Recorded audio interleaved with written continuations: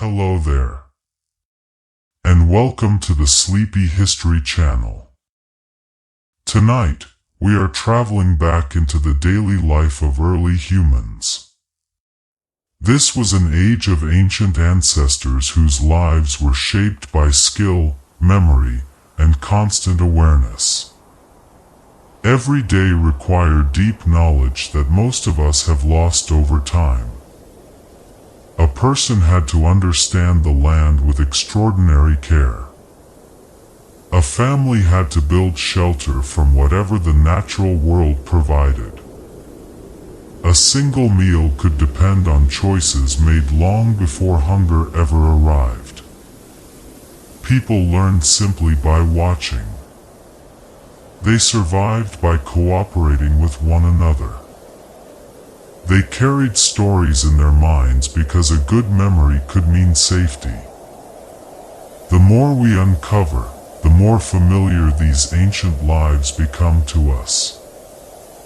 Their world was harsh, yet it was filled with quiet decisions, strong relationships, and constant invention. If you enjoy these gentle journeys, I invite you to like, subscribe, or share a thought below. It helps others find their way here, too, one sleepy soul at a time. But for now, all you need to do is settle in. Let your shoulders soften. Allow your breathing to slow down. And as the day begins to fade, join me as we explore this ancient human world together. Let's begin. Early humans were skilled survivors who understood nature with remarkable precision. To stay alive, a person needed far more than just physical strength. They needed sharp attention. A single broken twig could show that an animal had passed by recently. A change in bird calls could warn that something had disturbed the trees nearby. Even the shape of a cloud could help decide whether to travel or stay near shelter.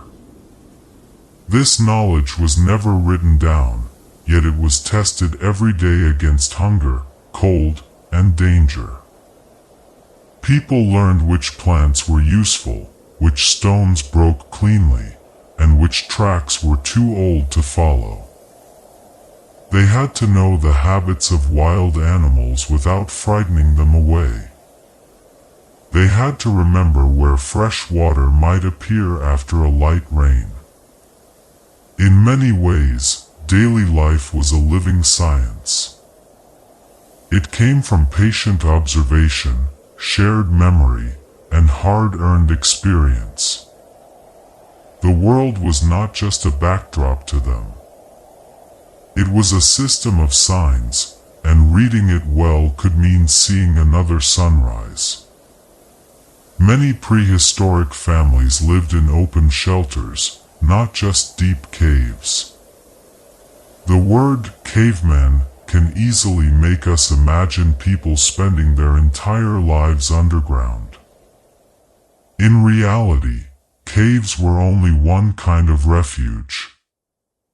Many groups lived in open-air camps, especially when the weather was mild or food was abundant nearby.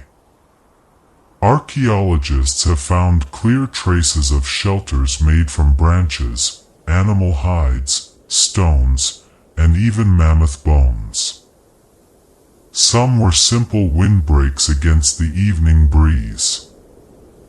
Others were carefully arranged living spaces with hearths, work areas, and places to sleep.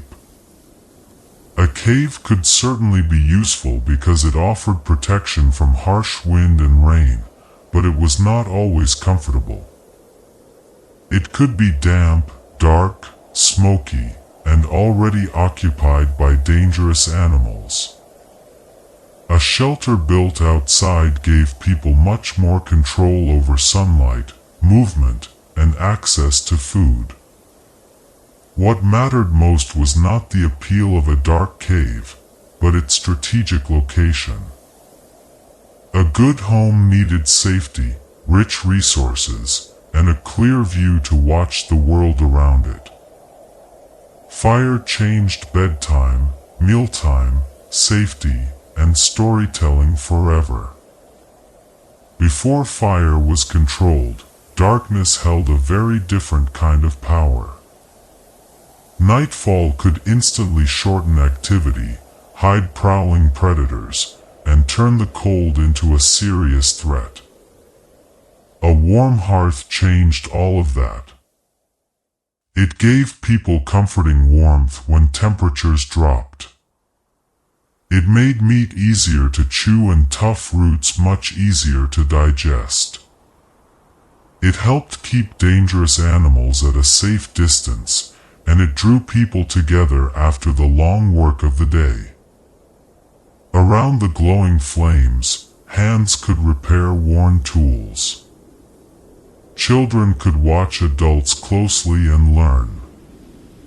Stories could be shared with faces lit just enough to be seen in the dark. Fire also changed the overall safety of food. Cooking could reduce parasites, soften tough fibers, and release far more energy from what people ate. Yet a fire needed constant care. Someone had to gather fuel, control wandering sparks, and protect the burning embers. A hearth was not just useful, it was the center of attention, a shared responsibility, and one of the greatest turning points in human history.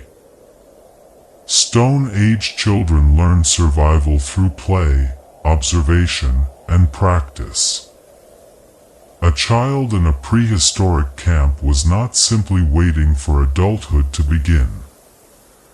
Learning started early, often by copying small pieces of adult work. A young person might watch how an animal hide was scraped, how a stone was struck, or how a plant was handled safely. Play mattered greatly because it turned serious survival skills into simple, repeated practice. Throwing games could improve a child's aim. Climbing trees built balance and agility. Tracking games sharpened their attention to subtle marks on the ground. Children may have used smaller tools, weaker bows, or blunt practice weapons before being trusted with dangerous tasks. This kind of learning did not require a formal classroom. It happened naturally beside fires, near water, along quiet trails, and around daily work that had to be done. Mistakes could be gently corrected by older relatives. Curiosity was guided by elders who remembered what had worked before. Childhood was still childhood, but it was also an apprenticeship in noticing, moving, crafting, and surviving. Some ancient humans cared deeply for injured people who could no longer hunt. Prehistoric life could be unforgiving, yet the evidence suggests it was far from lacking in compassion. Some ancient skeletons show severe injuries or illnesses that a person could never have survived completely alone.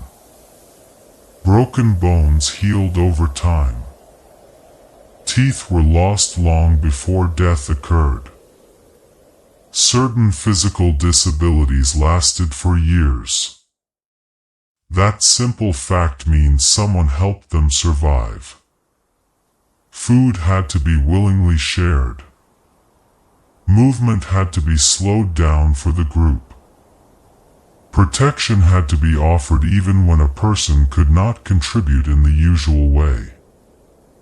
This matters because it transforms the way we picture ancient communities. Survival was not only about the strongest individual. It also depended on social bonds strong enough to carry people through moments of deep weakness. An injured hunter might still remember animal routes. An elder with worn teeth might still know where clean water could be found. In those quiet traces of healing, we glimpse not just endurance, but true belonging. Daily life depended on cooperation far more than brute strength. No single person could master every single task needed for survival. A group needed people who could track, gather, make tools, care for children, prepare hides, remember edible roots, and judge risk accurately. Physical strength mattered, but team coordination mattered far more. A hunt could easily fail if people moved too soon. A camp could suffer terribly if fuel was not collected before the cold arrived. A child could be lost if no one watched the outer edge of the group. Cooperation also allowed people to share knowledge in times of uncertainty. One person might know that a certain plant was edible. Another might know where it grew after the rain. Someone else might know how to prepare it safely for eating.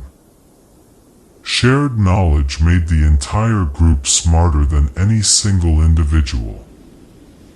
This does not mean life was completely peaceful all the time. Human groups could certainly argue, compete, and make costly mistakes. Yet the basic pattern of survival remains remarkably clear. Daily survival was a collective achievement built from trust, teaching, and shared attention. A good campsite needed water, shelter, fuel, and safe visibility. Choosing where to stop for the night was always a serious decision. Water had to be close enough to reach easily, but not so close that sudden flooding or animal traffic became a danger. Fuel was critical because a fire required a steady supply of wood, brush, or dry material. The ground had to be as dry as possible. A sheltered position could block icy wind, but a hidden position might also make approaching danger harder to spot. Clear visibility helped people notice moving animals, strangers, or changing weather patterns. The best places were not always the most comfortable at first glance. A slightly raised area near a river bend might offer far better protection than a flat patch right beside the bank. Archaeologists can recognize these intentional choices today from repeated layers of ash, stone fragments, and discarded bones. A campsite was never random. It was a carefully chosen compromise between comfort, resource access, and safety in a living landscape. Hunter-gatherer groups often moved long before local resources ran thin. Movement was not always a desperate escape from hunger. Often, it was a deliberate strategy. People knew that staying too long in one place could exhaust nearby plants, scare away game, or fill the camp with waste. By moving at the right time, a group allowed the land to recover naturally while following new opportunities elsewhere. Seasonal patterns guided many of their journeys. A valley might offer rich spring plants. A river might become useful when fish were running downstream. A higher mountain slope might be better when summer heat shifted animal movements. This rhythm required memory across years, not just days. People had to know where to travel next and what might be available when they finally arrived. Mobility also kept broader social connections alive. Different groups could meet, exchange materials, and share important news. A life on the move was not aimless wandering. It was a carefully planned relationship with changing places, built around timing, knowledge, and environmental restraint. Some caves served as seasonal shelters rather than permanent addresses. A cave could be valuable at one time of year and completely unpleasant at another. In winter, it might shield people from harsh freezing storms. In warmer seasons, it might become far too damp, smoky, or distant from the best food sources. Archaeological layers often reveal repeated seasonal visits rather than constant, permanent occupation. A group might return to the exact same cave because it sat near an animal migration route, a reliable spring, or a useful stone source. Over time, traces accumulated steadily on the ash from cooking hearths mixed with broken tools, animal bones, charcoal, and scraps left behind after work. These distinct layers read like a slow diary of returning home. Sometimes completely different groups used the exact same shelter across vast stretches of time, separated by entire generations. The cave itself became a remembered landmark on the horizon. It was not necessarily a permanent home, but a key stop on a wider map of movement, chosen whenever its natural advantages matched the season. Early footwear may have subtly changed how human toes evolved. The very first shoes did far more than just protect bare feet from sharp stones or freezing ground. They may have altered the way human bodies naturally carried themselves. When people walked completely barefoot across rough terrain, their toes grip, spread, and work hard with every single step.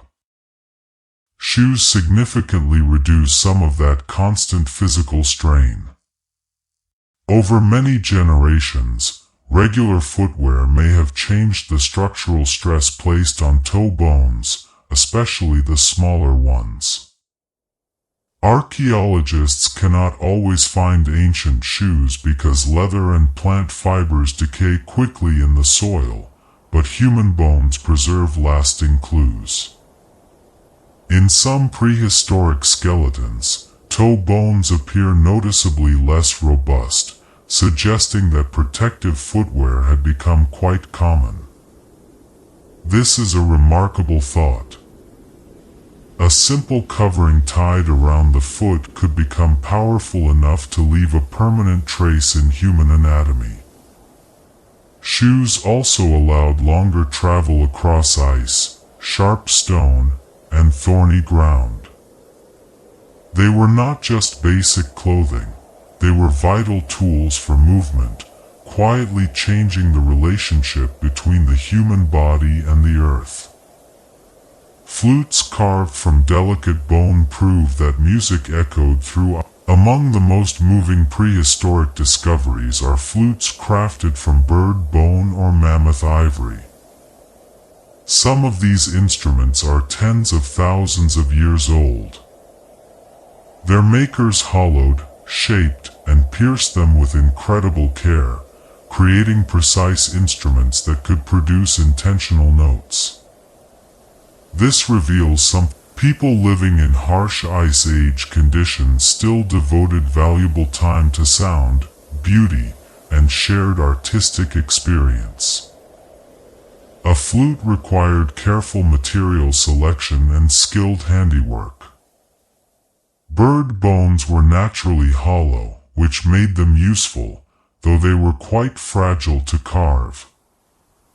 Ivory was much harder to work with, yet it could be shaped into long-lasting instruments. Imagine the scene not as ancient fantasy, but as simple human reality. After a long day of hard work, someone lifts a small carved object and breathes softly through it. A gentle tune rises into the air inside the shelter. Others listen, recognize the melody, or join in. The existence of these ancient flutes shows us that music was never a modern luxury. It belonged to ancient life, carried by human breath through the cold night air. Prehistoric meals were far more varied than simple roasted meat over an open flame. Dinner in the deep past was not one endless scene of hunters gathered around a fire. Food depended entirely on place, season, weather, and luck. In many regions, people gathered fresh berries, nuts, roots, seeds, wild eggs, shellfish, insects, and edible leaves. Along riverbanks, fish could be caught using spears, clever traps, or woven hooks. Near coastal shorelines, shellfish were a dependable source of protein because they could not easily run away. In colder, snow-covered landscapes, animal fat was especially prized because it provided dense, lasting energy. Plant foods mattered greatly as well, even if they leave fewer physical traces in the ground today. Burned seeds, grinding stones, and microscopic plant remains reveal quiet meals that once seemed completely forgotten. People tasted, tested, remembered, and taught one another what was safe to consume. Some foods needed long soaking to remove toxins, while others needed pounding or cooking. A prehistoric meal was not primitive in any simple sense. It was local environmental knowledge served in edible form, shaped by countless generations of human experience. Neanderthal artisans crafted strong glue long before farming, writing, or metal tools existed. One of the most surprising technological achievements of Neanderthals was a dark, sticky adhesive made entirely from birch bark. Birch tar was used to securely attach sharp stone pieces to wooden handles, creating far stronger tools than stone alone could offer. The most remarkable part of this process is how difficult it actually is to make. Birch bark must be heated under precise conditions with very limited oxygen so that useful tar forms without burning away. That process required far more than a lucky accident. It demonstrates clear planning, patient experimentation, and exact control over heat. Once produced, this adhesive helped create versatile composite tools. A sharp stone edge could now become part of a hunting spear, a hide scraper, or a cutting knife. This changed how physical force moved through the hand, making tools vastly more durable and useful. The tar itself tells a much deeper story about early human intellect. Long before metal workshops or ceramic kilns were invented, ancient humans were already transforming raw natural materials using chemistry, patience, and practical imagination. Animal bones helped ancient people read the surrounding landscape like a detailed map. To prehistoric humans, bones were never just leftovers from a meal. They were reliable records of movement, weather patterns, and local opportunities. The specific animal bones found in a region revealed exactly what the land had offered at a particular time. Reindeer bones suggested cold, open country. Fish bones pointed to clear river use. Bird bones could indicate specific seasonal migrations. Hunters also studied living animals through the quiet signs they left behind. A fresh carcass revealed that dangerous predators were hunting nearby. Gnawed bones showed which scavengers had recently passed through the area. Antlers, teeth, and natural growth patterns helped people determine an animal's exact age and the current season. After an animal was processed, its bones were transformed into essential tools, fuel, ornaments, or teaching materials. While archaeologists today read old bone piles for clues about ancient decisions, prehistoric people were doing their own version of that reading in real time. Each bone carried vital information, and that information could lead directly to food, safety, or better timing. Crafted stone tools could be significantly sharper than modern steel scalpels.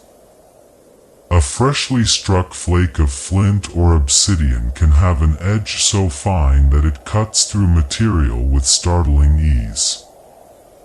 That exceptional sharpness comes from the precise way certain silica-rich stones fracture.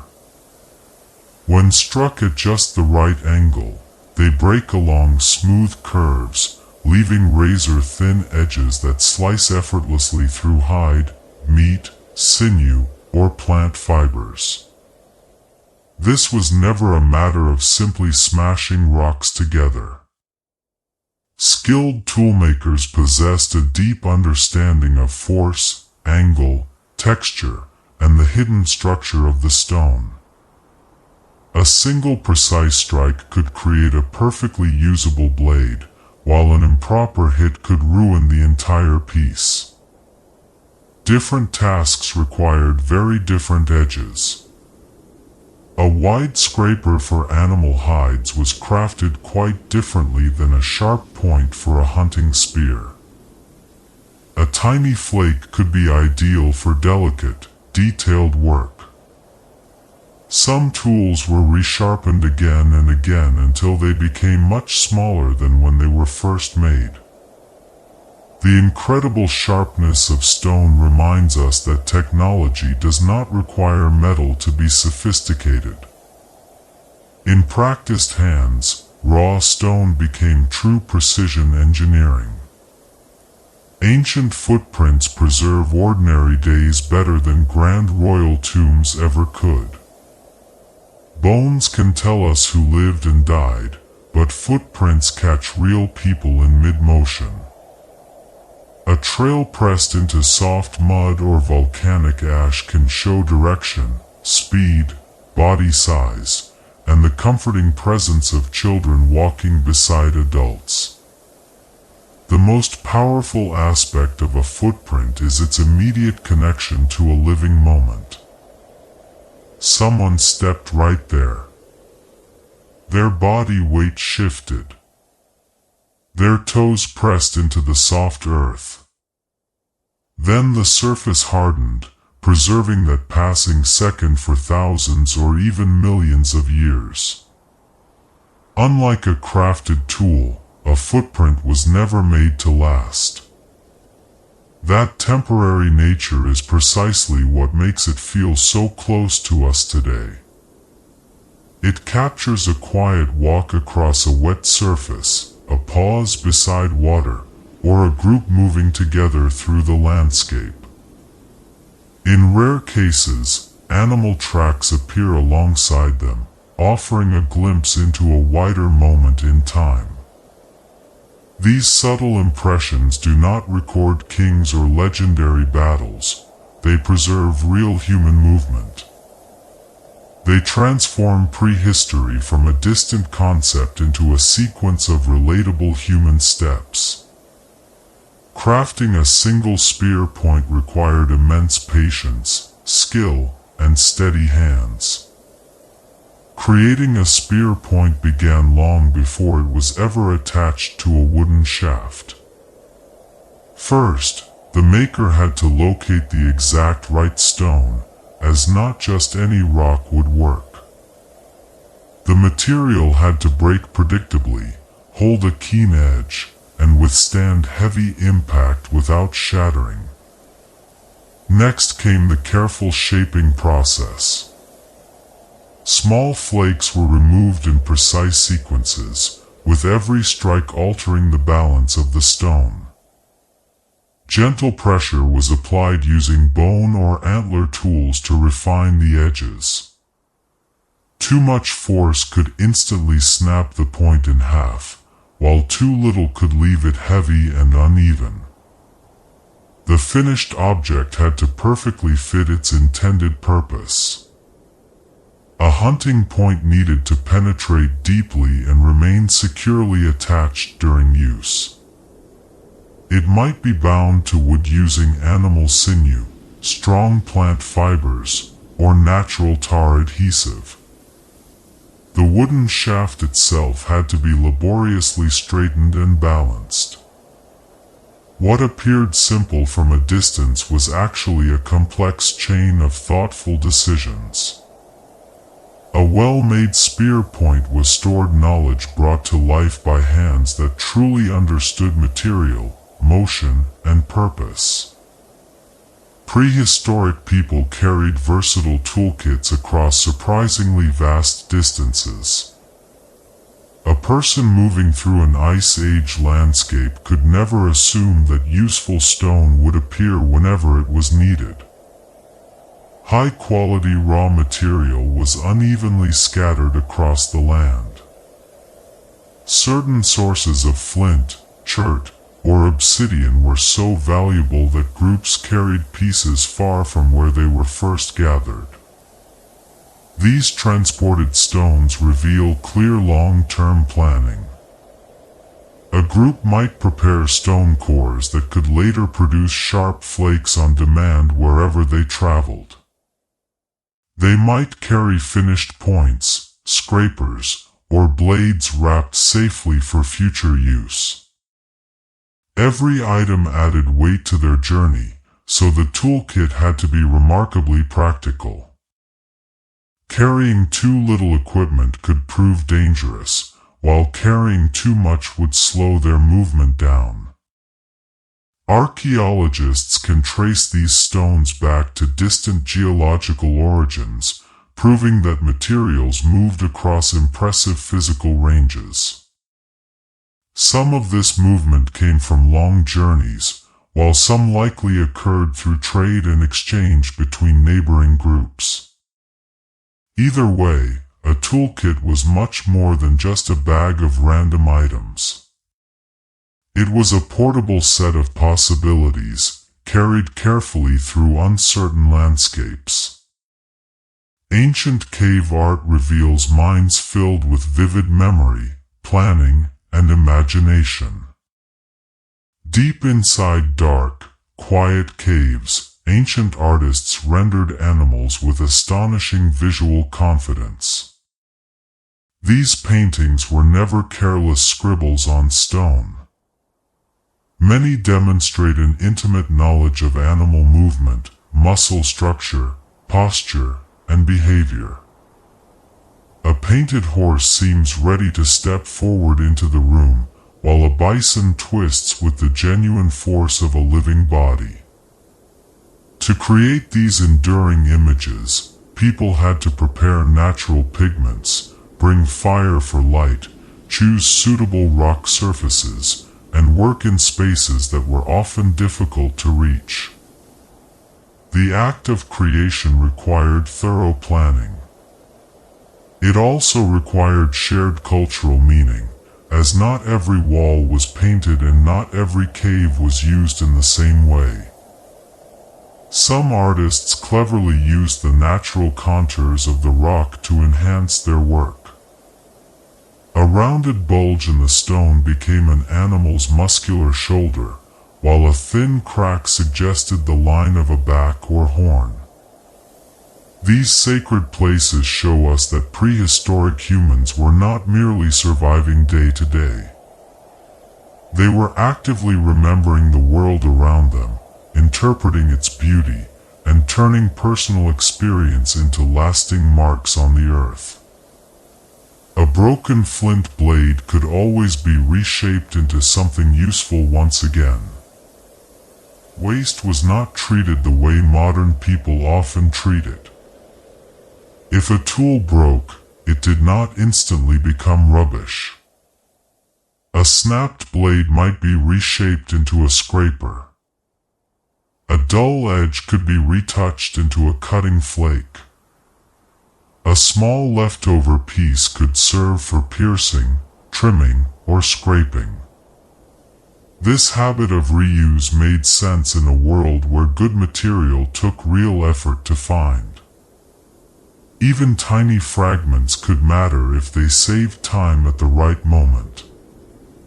Archaeological sites often contain flakes from repair work, showing how people maintained their tools as part of daily life. A broken object also carried a rich history of use. Its shape recorded earlier decisions, mistakes, repairs, and adaptations. This is one reason stone tools are so valuable to researchers today. They reveal not just what people made, but how they responded when things changed. A fracture was not always an ending, it could be a new beginning. Bone needles allowed Ice Age people to sew fitted clothing. A needle with an eye may seem ordinary, but in the Ice Age, it was a remarkable invention. It allowed thread made from sinew or plant fiber to pass through pierced hide in a controlled way.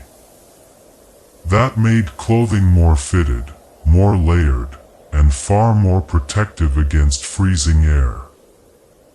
Loose hides could cover the body, but sewn garments could close the gaps where cold wind entered. Sleeves, leggings, footwear, and hoods became much more achievable with careful stitching. Making the needle itself required fine, patient work. Bone had to be shaped, smoothed, and pierced without breaking. The thread had to be strong enough to pull through tough hide. Every stitch represented careful labor. This technology also suggests a clear eye for comfort and appearance. Clothing protected the wearer, but it could also show identity through cut, decoration, or materials. The needle was small enough to fit in the palm, yet it helped humans live in places where skin alone could never survive. Warm clothing helped early humans survive freezing mammoth country. In the coldest parts of the Ice Age, survival depended entirely on trapping heat close to the body. People living near glaciers or open steppes faced winds that could turn exposed skin into danger within minutes. Animal hides offered protection, but warmth depended on how they were prepared and worn. Fur could be placed inward against the skin for extra insulation. Layers could be adjusted during long travel or brief rest. Foot coverings were especially important because cold ground drained body heat quickly. Clothing also had to allow freedom of movement. A hunter could not be wrapped so tightly that throwing, walking, or carrying became impossible. Preparing hides required scraping, drying, softening, and sometimes smoking. Seams had to resist immense stress, and fastenings had to hold firm. In such harsh climates, clothing was not decoration added after survival, it was survival itself. The ability to turn animal skin into wearable protection opened whole regions of the world and made human life possible under brutal skies. Fur, hide, and sinew formed humanity's first outdoor technology. Long before fabric shops or metal fasteners existed, people built survival tools from the bodies of animals they hunted. A single hide could become a cloak, a sleeping mat, a shelter covering, or a container for carrying essential supplies. Fur kept warmth close because the trapped air between hairs acted like natural insulation.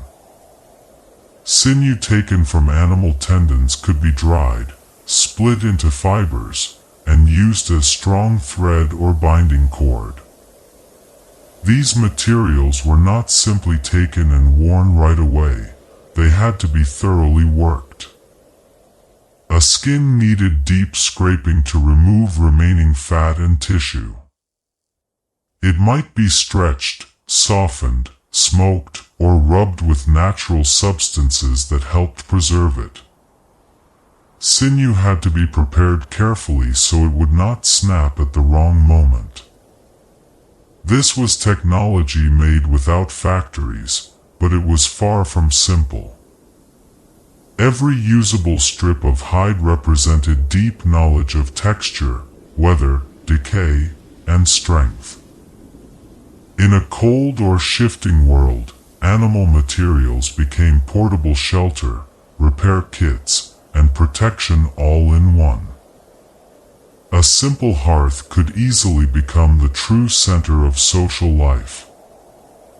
In a prehistoric camp, the place where flames burned often became much more than a cooking spot. It was where people gathered when daily work slowed and the world outside grew darker. Around it, adults could shape tools, mend clothing, prepare food, and teach children by quiet example. The heat drew bodies close together, which made conversation easier. The glowing light created a shared focus for the group. A hearth also organized the surrounding space. Sleeping places might form nearby, and work areas could be arranged around its perimeter.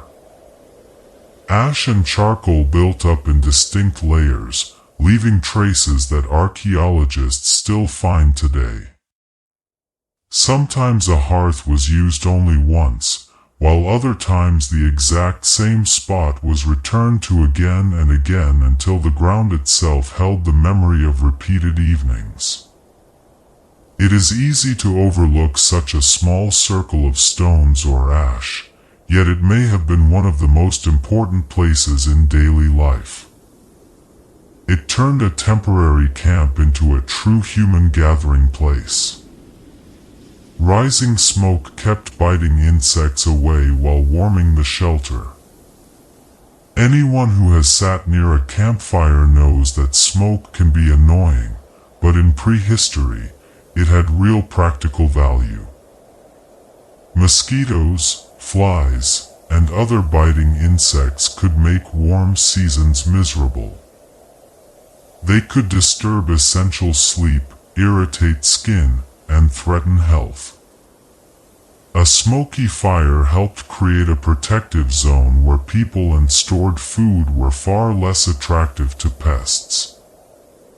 Inside shelters, smoke could also affect hides and meat, helping to dry or preserve them when conditions were right. Managing the fire took experience. Too little smoke gave little protection, while too much made eyes sting and lungs suffer. People had to choose fuel carefully because damp wood, dry brush, bone, and dung all burned differently. The direction of the wind mattered greatly, as did the opening of the shelter. A fire was therefore not just lit and forgotten, it had to be tended continuously as a living tool. Smoke was uncomfortable at times, but it could make camp far more bearable and safe. Firelight extended the useful day long after sunset. Once darkness fell, natural light could vanish almost completely, especially during moonless nights. Fire fundamentally changed the schedule of human life. It allowed people to continue tasks that would otherwise have to wait for morning. Someone could scrape a hide, repair a binding, shape a tool, or prepare food while others rested nearby. This extra time mattered because daylight was often fully consumed by travel, gathering, hunting, and water collection. Firelight also created a different kind of shared attention.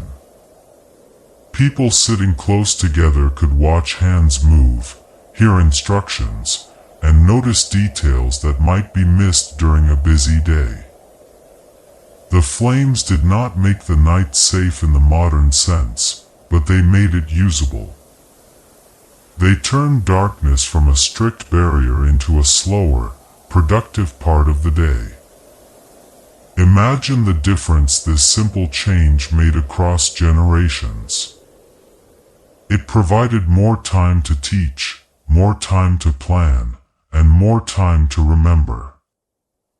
A small glow could change the rhythm of an entire community. Roasting meat made vital calories much easier for the body to use. Raw meat can feed a person, but heat changes it in crucial ways.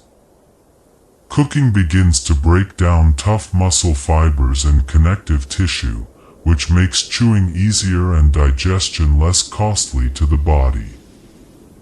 That matters because energy spent processing raw food is energy not available for warmth, movement, or growth. Heat can also reduce harmful microbes and parasites, making a meal significantly safer. For prehistoric people, roasting was far more than a matter of flavor.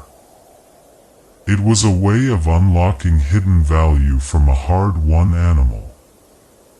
A tough piece of meat that might be difficult to eat raw could become soft over glowing embers. Bones placed near heat could yield essential fat or marrow.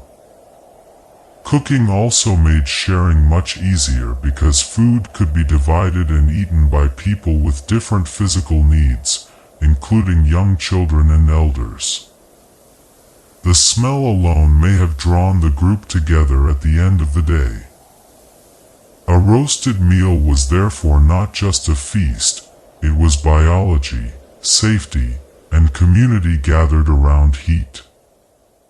Cooking tough roots opened up hidden food supplies beneath the ground. Many wild plants protect themselves with bitterness, toughness, or natural chemistry that makes them hard to eat raw. Underground storage organs, such as roots, bulbs, and tubers, hold valuable energy, but they can be fibrous or difficult to digest when raw. Heat changes everything. Cooking can soften plant tissue and make starches far more accessible to the human stomach. It can also reduce certain unpleasant or harmful compounds, depending on the plant. This opened a hidden pantry beneath the soil. A landscape that looked bare at first glance might still contain rich food if a person knew where to dig and how to prepare what was found. Such knowledge was not guessed in a single afternoon. It came from generations of careful testing and teaching. The difference between nourishment and illness often depended entirely on proper preparation. For people living through lean seasons, roots were crucial. They were not dramatic like a hunt, but they kept a family alive when larger animals had moved elsewhere. Burned seeds reveal quiet dinners from thousands of years ago. A single seed is small enough to vanish almost instantly, yet fire can sometimes preserve it forever. When seeds are charred rather than turned fully to ash, they can survive in the ground for astonishing lengths of time. Archaeologists recover these blackened fragments by carefully washing ancient soil and letting tiny remains float to the surface.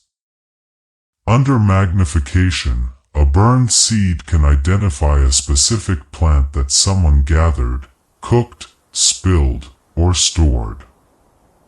This gives us a rare, intimate glimpse of meals that left no animal bones behind. It also challenges the outdated idea that ancient diets were mostly about hunting large animals. Seeds show deep attention to seasonal plants and small sources of nutrition. They can reveal repeated use of particular areas, shifts in diet over time, and even early experimentation with grinding or heating. A burned seed is not impressive to look at on its own. It is a tiny speck, yet it carries the memory of human hands, hunger, and an ordinary meal beside a long-dead fire. Some Stone Age people ground wild grains long before farming ever began.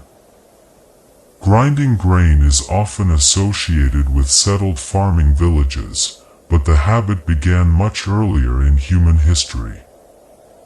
People gathered wild grasses, carried the seeds back to camp, and crushed them between heavy stones. This labor could turn tiny, hard grains into meal that was easier to cook or mix with water. It required immense patience because wild grains are small and highly seasonal. They had to be collected at the exact right time, cleaned, and carefully processed. Grinding stones can preserve scratches, smooth polish, and microscopic plant residues that reveal this hard work today. The discovery is fascinating because it blurs the line between hunter-gatherers and farmers. People did not suddenly wake up one day and invent agriculture out of nowhere. Long before fields were formally planted, humans were already learning which plants were worth returning to and which seeds could be transformed through effort. A handful of wild grass could become a nourishing meal simply because human hands learned to process it.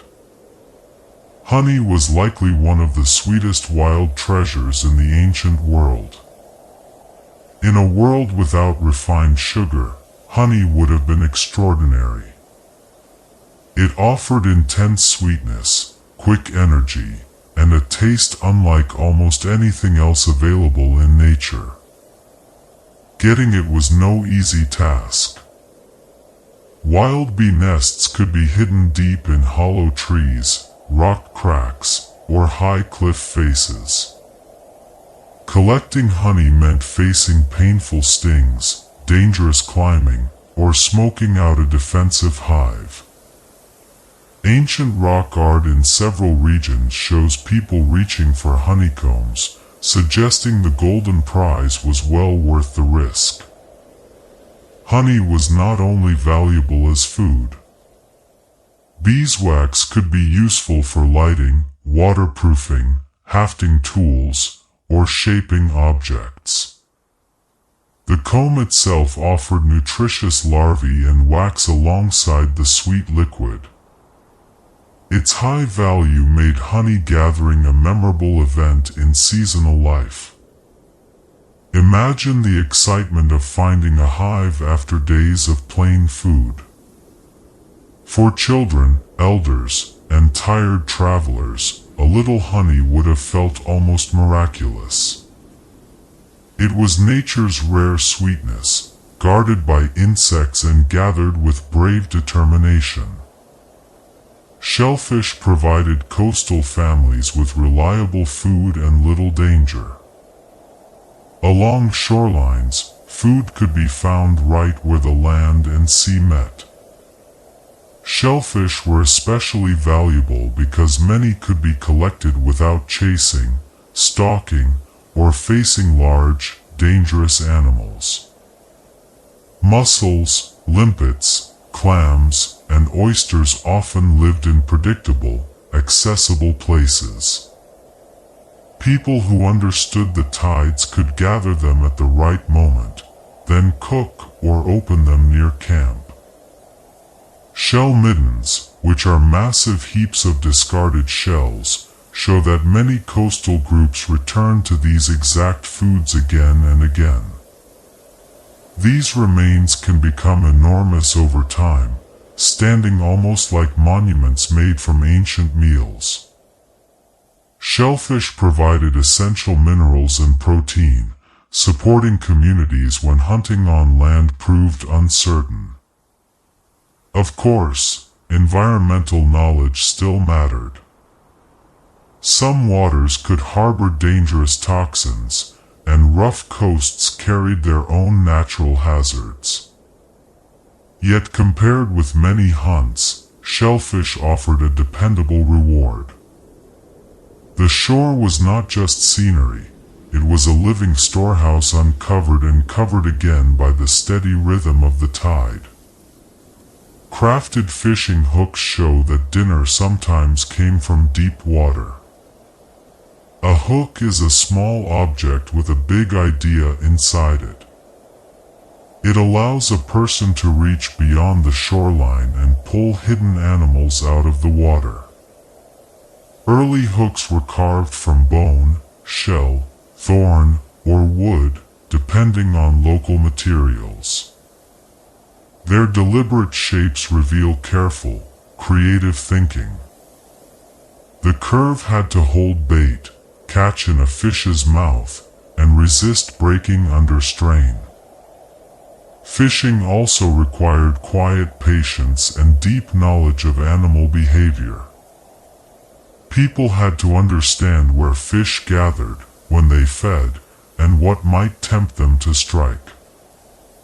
In some places, deep water fishing suggests impressive confidence with early boats or rafts.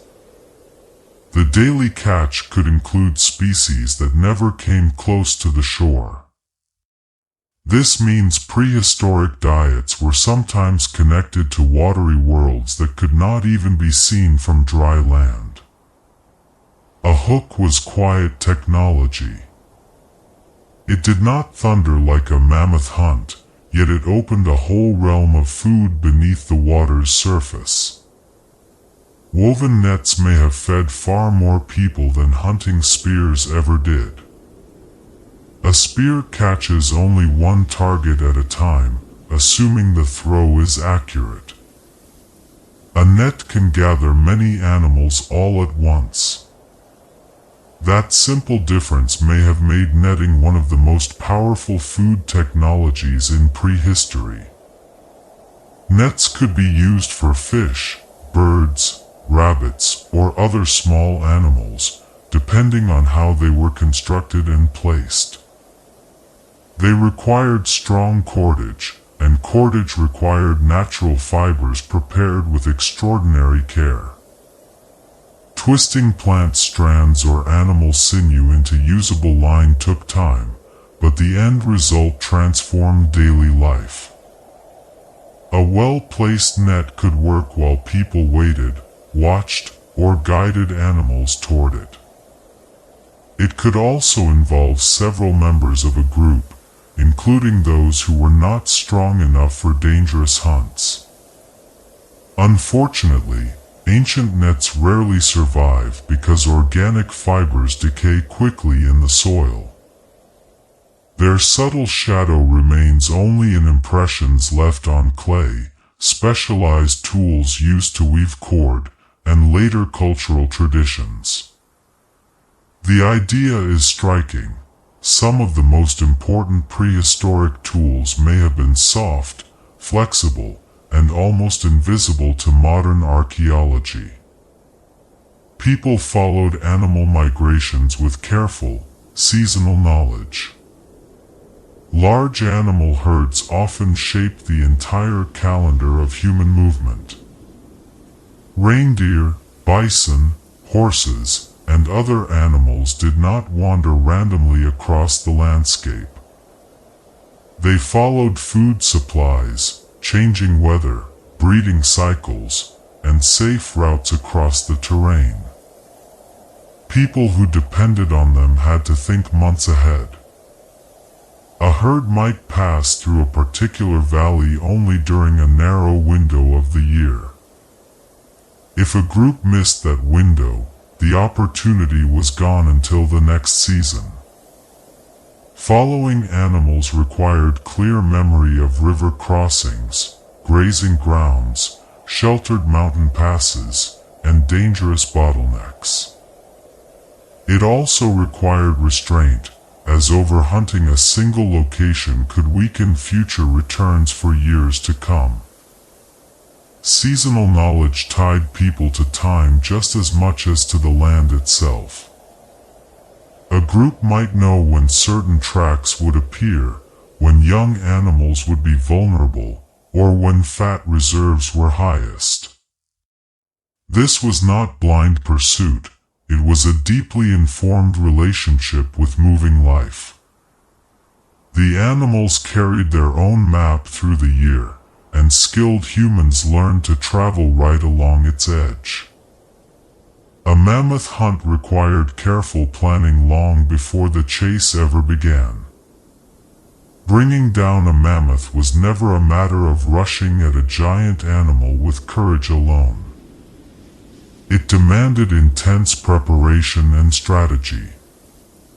People had to know where a herd might move, which individuals were vulnerable, and how the surrounding terrain could help or hinder their effort. A steep slope, a marshy patch of ground, a riverbank, or a narrow pass could all become part of the trap.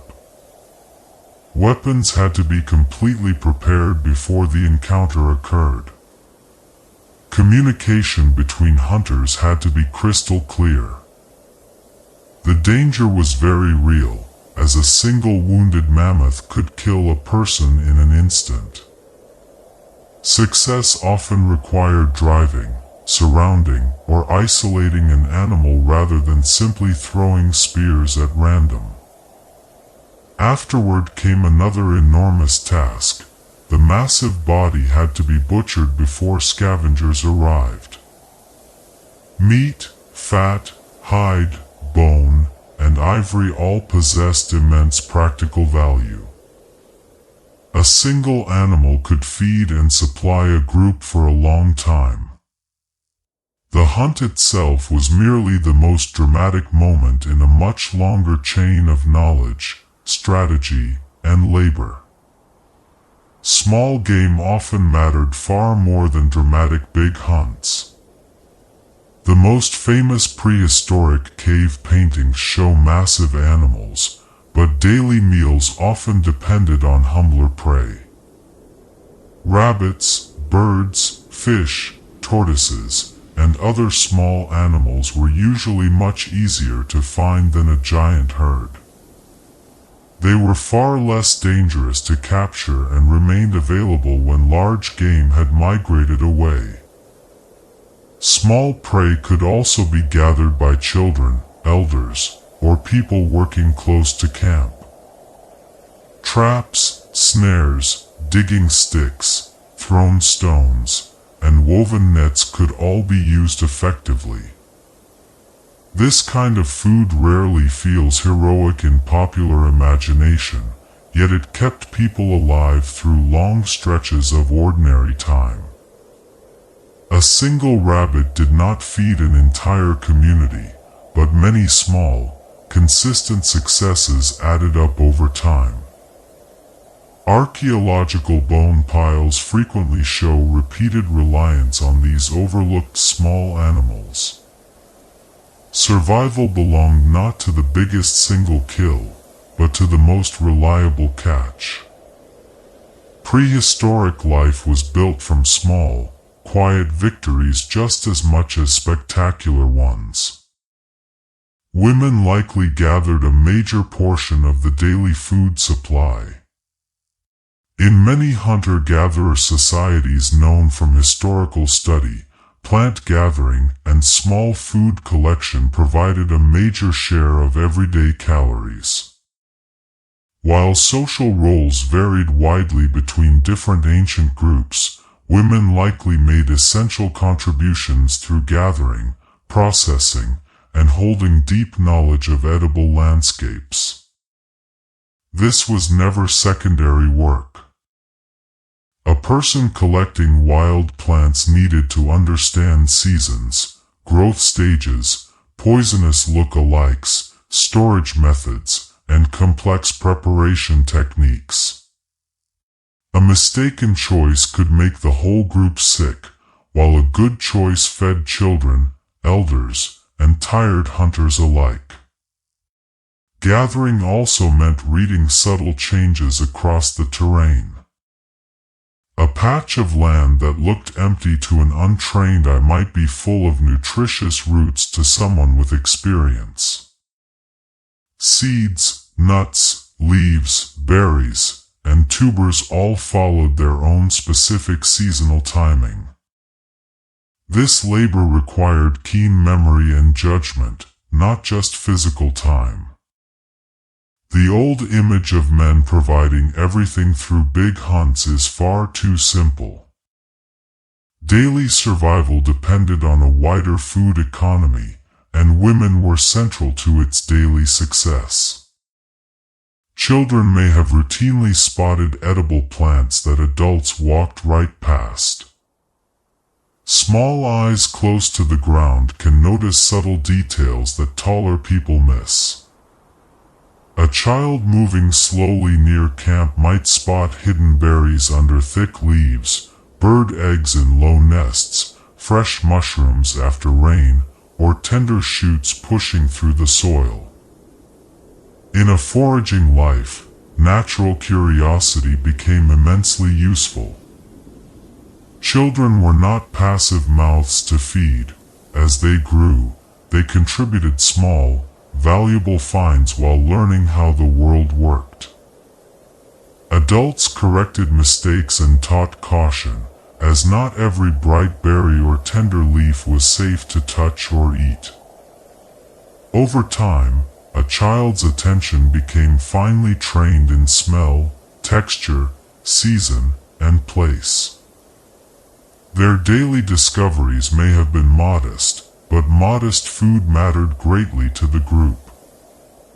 A handful of wild nuts, a cluster of edible greens, or a patch of tubers added crucial variety and energy to an evening meal. The idea makes ancient childhood feel wonderfully vivid. Learning the world began simply by noticing something tiny that everyone else had missed. Grandparents helped preserve essential knowledge that kept families alive. In a world without books, older people became living archives. They remembered specific places that produced food after rare weather events.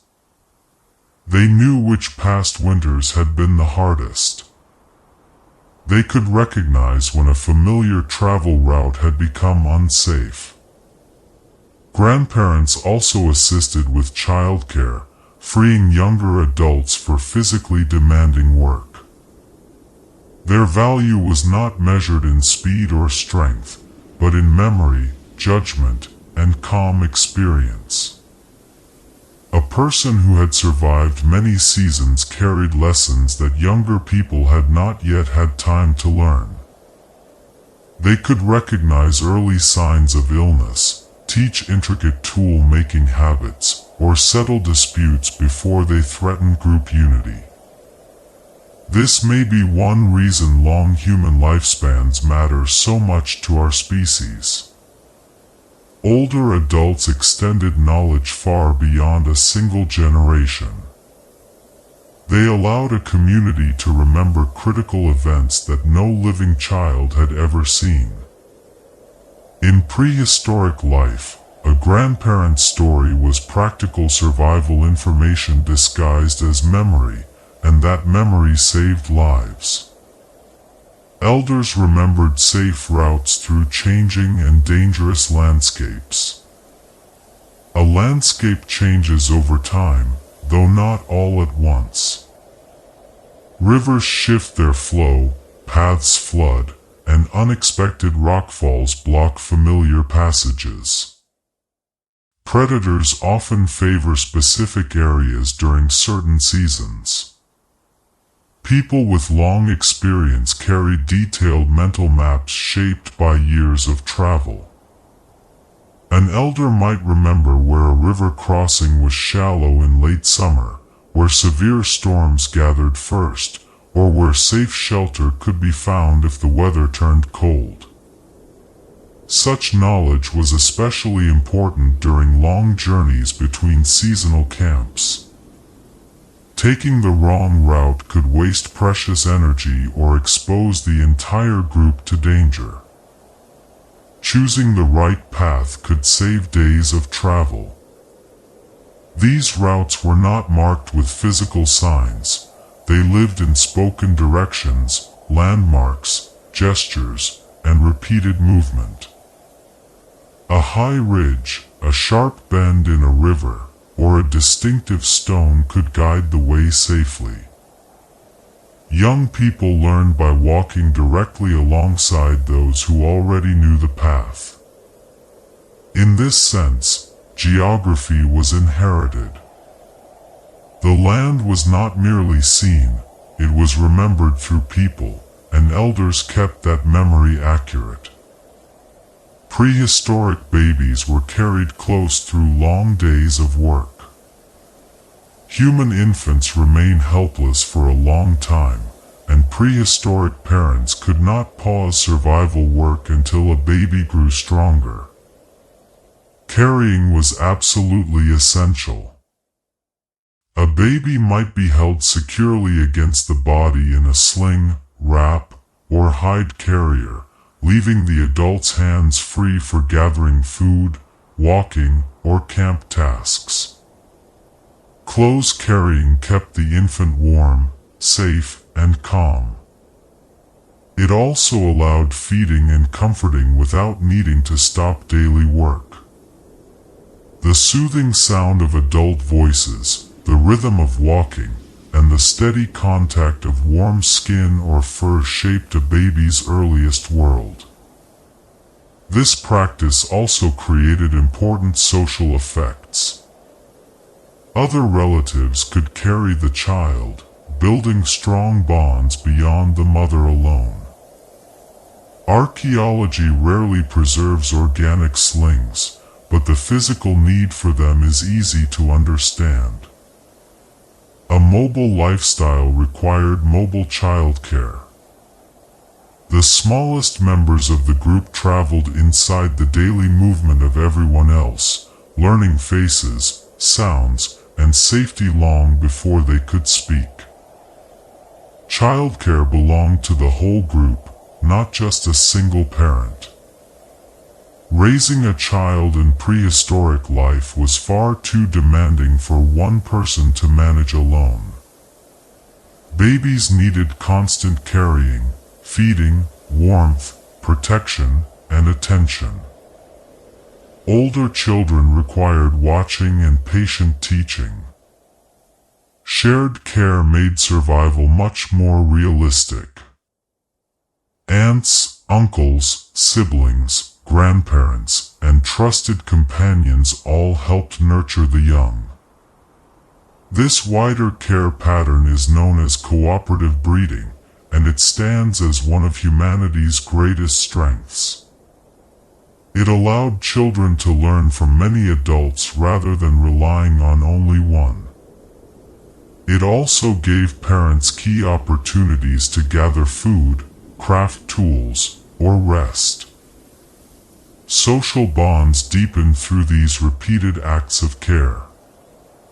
A child who was soothed by several community members belonged to the group in a powerful, lasting way.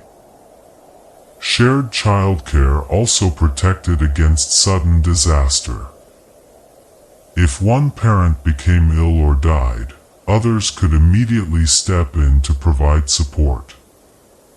This does not mean prehistoric life was easy, but it reveals a deeply human pattern of connection.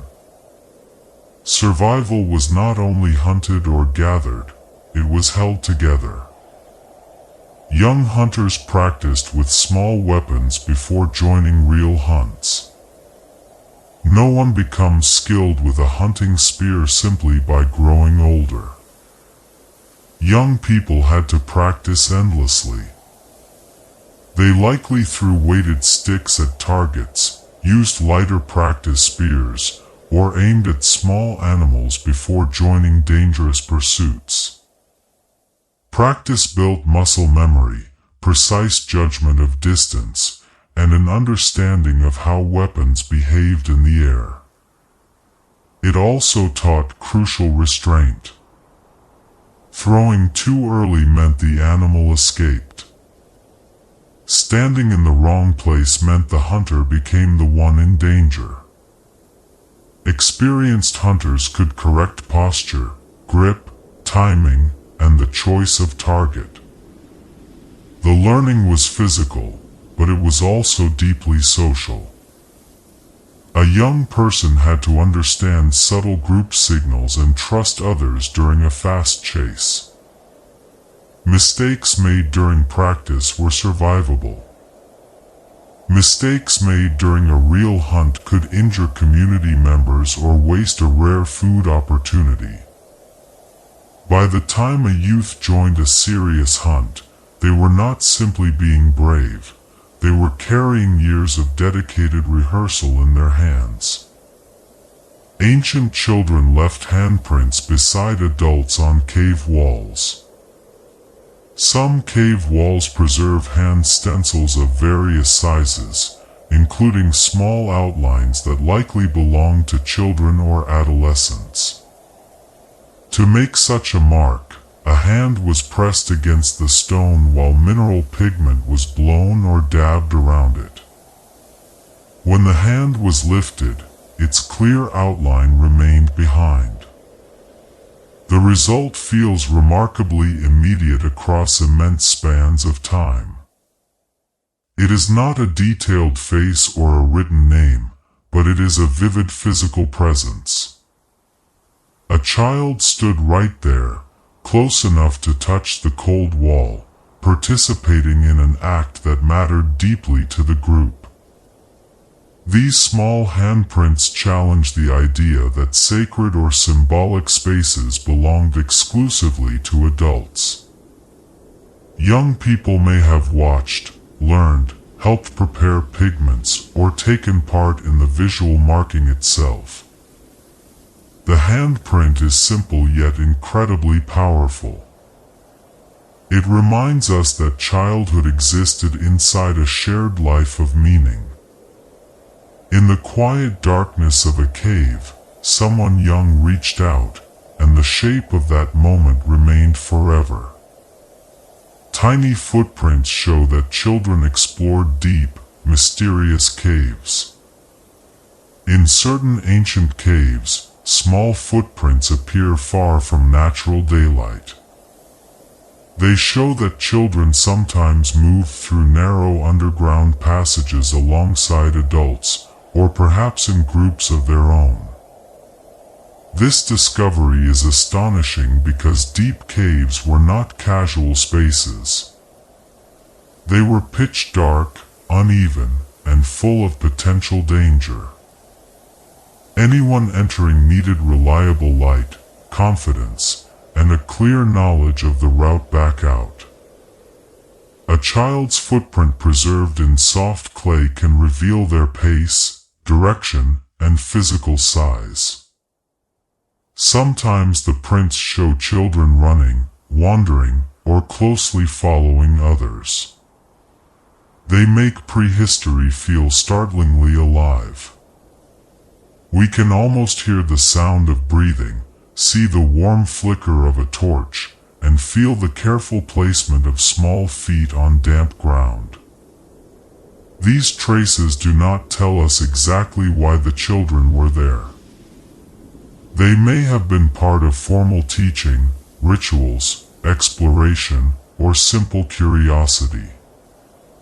What they do prove is that young people were not absent from these mysterious spaces.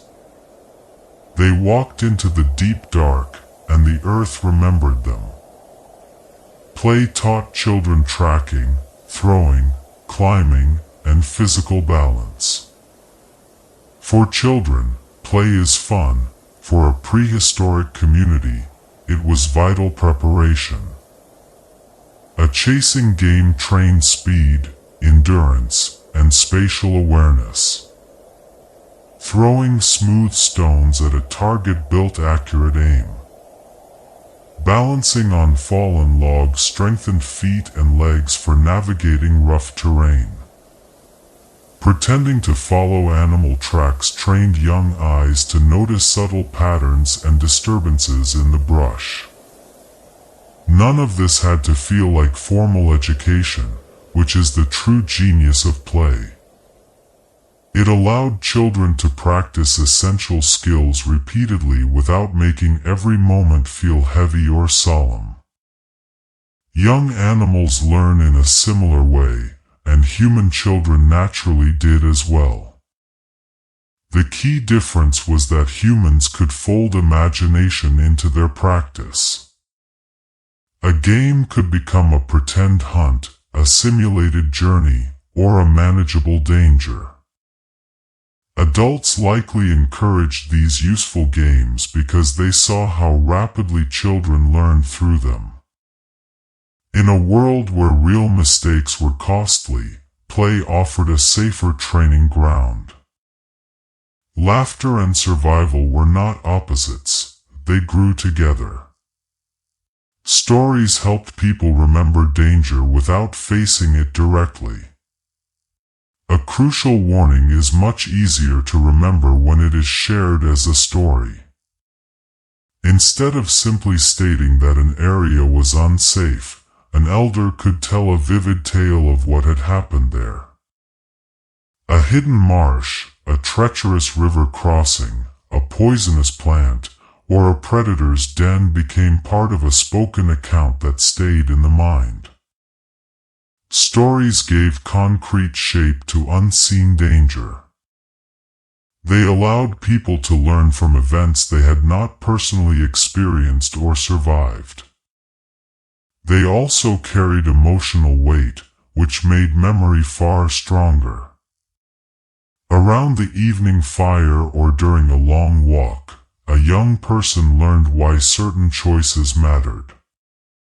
Do not sleep near that water. Do not eat that root unless it has been properly prepared. Do not follow tracks alone in fading light. We cannot recover their exact words, but the vital function of storytelling is clear. It transformed individual experience into shared protection.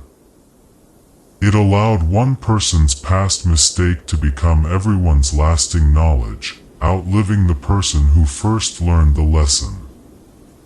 Songs preserved vital knowledge across generations long before writing existed. A melody can hold memory with extraordinary strength. Words attached to a rhythm are far easier to repeat, teach, and recall. Before written language, songs helped preserve information that meant the difference between life and death. They could encode safe travel routes, seasonal changes, animal behavior, family lineages, and social rules.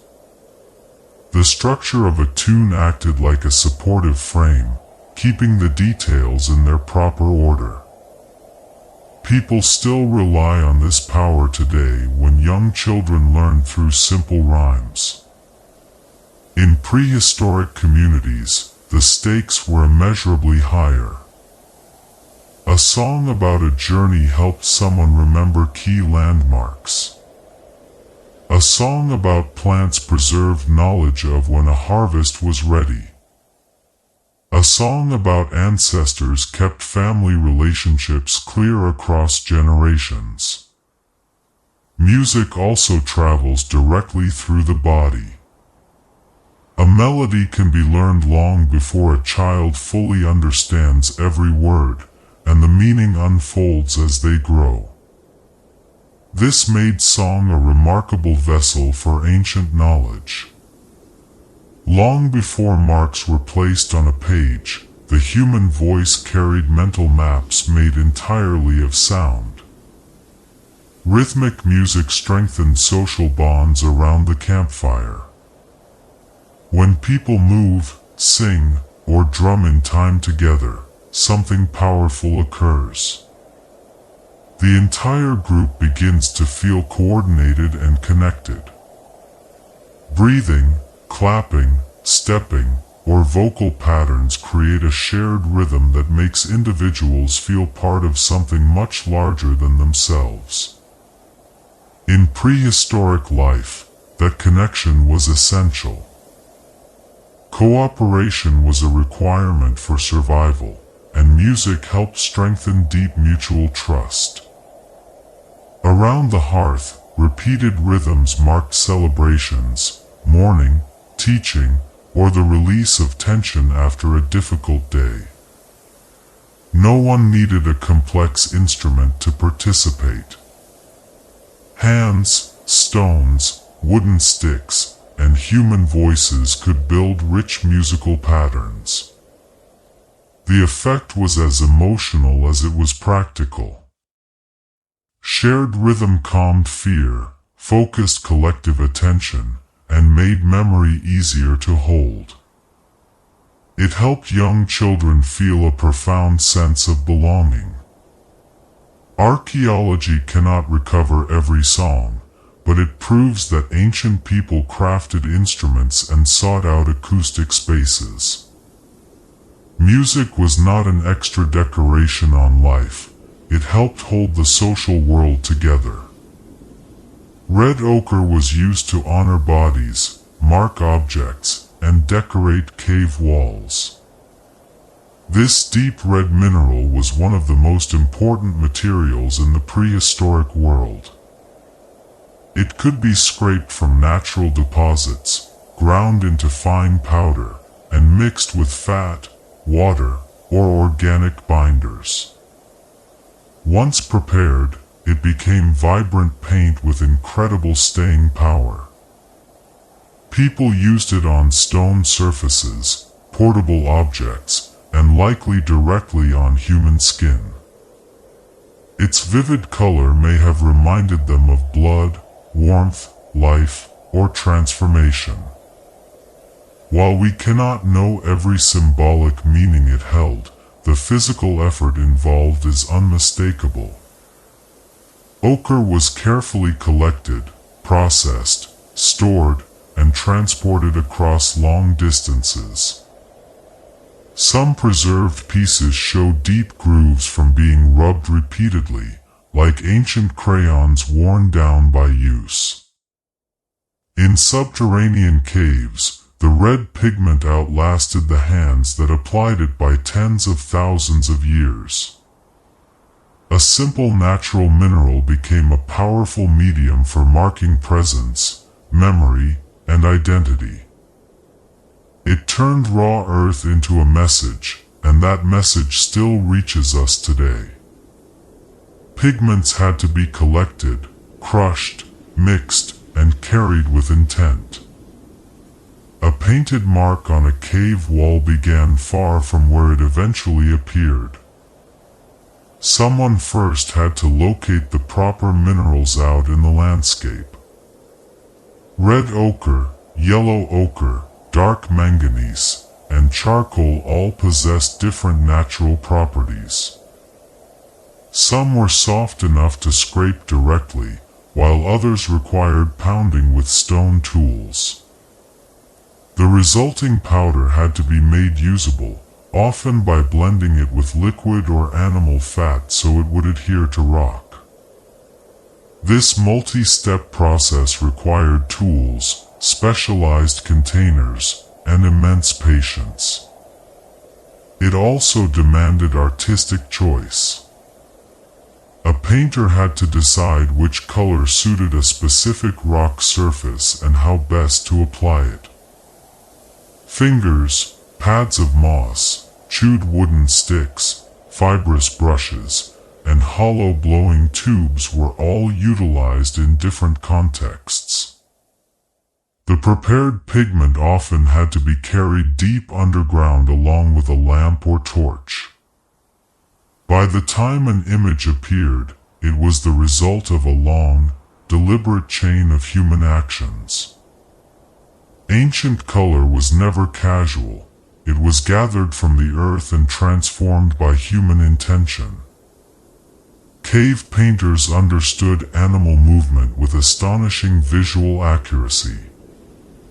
Some prehistoric paintings capture wild animals with such precision that they were clearly based on long, careful observation. A painted horse lowers its head with believable weight and grace. A bison twists its body as if turning dynamically through space. A lion stretches forward in the tense posture of a quiet pursuit. These images show far more than raw artistic talent. They reveal an intimate understanding of anatomy and movement. The artists knew precisely where a leg should bend and understood the curve of a back and the muscle energy of a shoulder. That degree of accuracy could only come from a life spent observing animals with total focus. Hunters and gatherers did not view wild animals as distant curiosities. Their movements dictated food, danger, timing, and daily survival. To draw them well was to remember them well. Some cave figures even suggest motion through overlapping legs or heads. Long before animation was invented, ancient people were finding ways to make still images feel dynamic and alive. Ancient artists used the natural contours of caves to bring animals to life.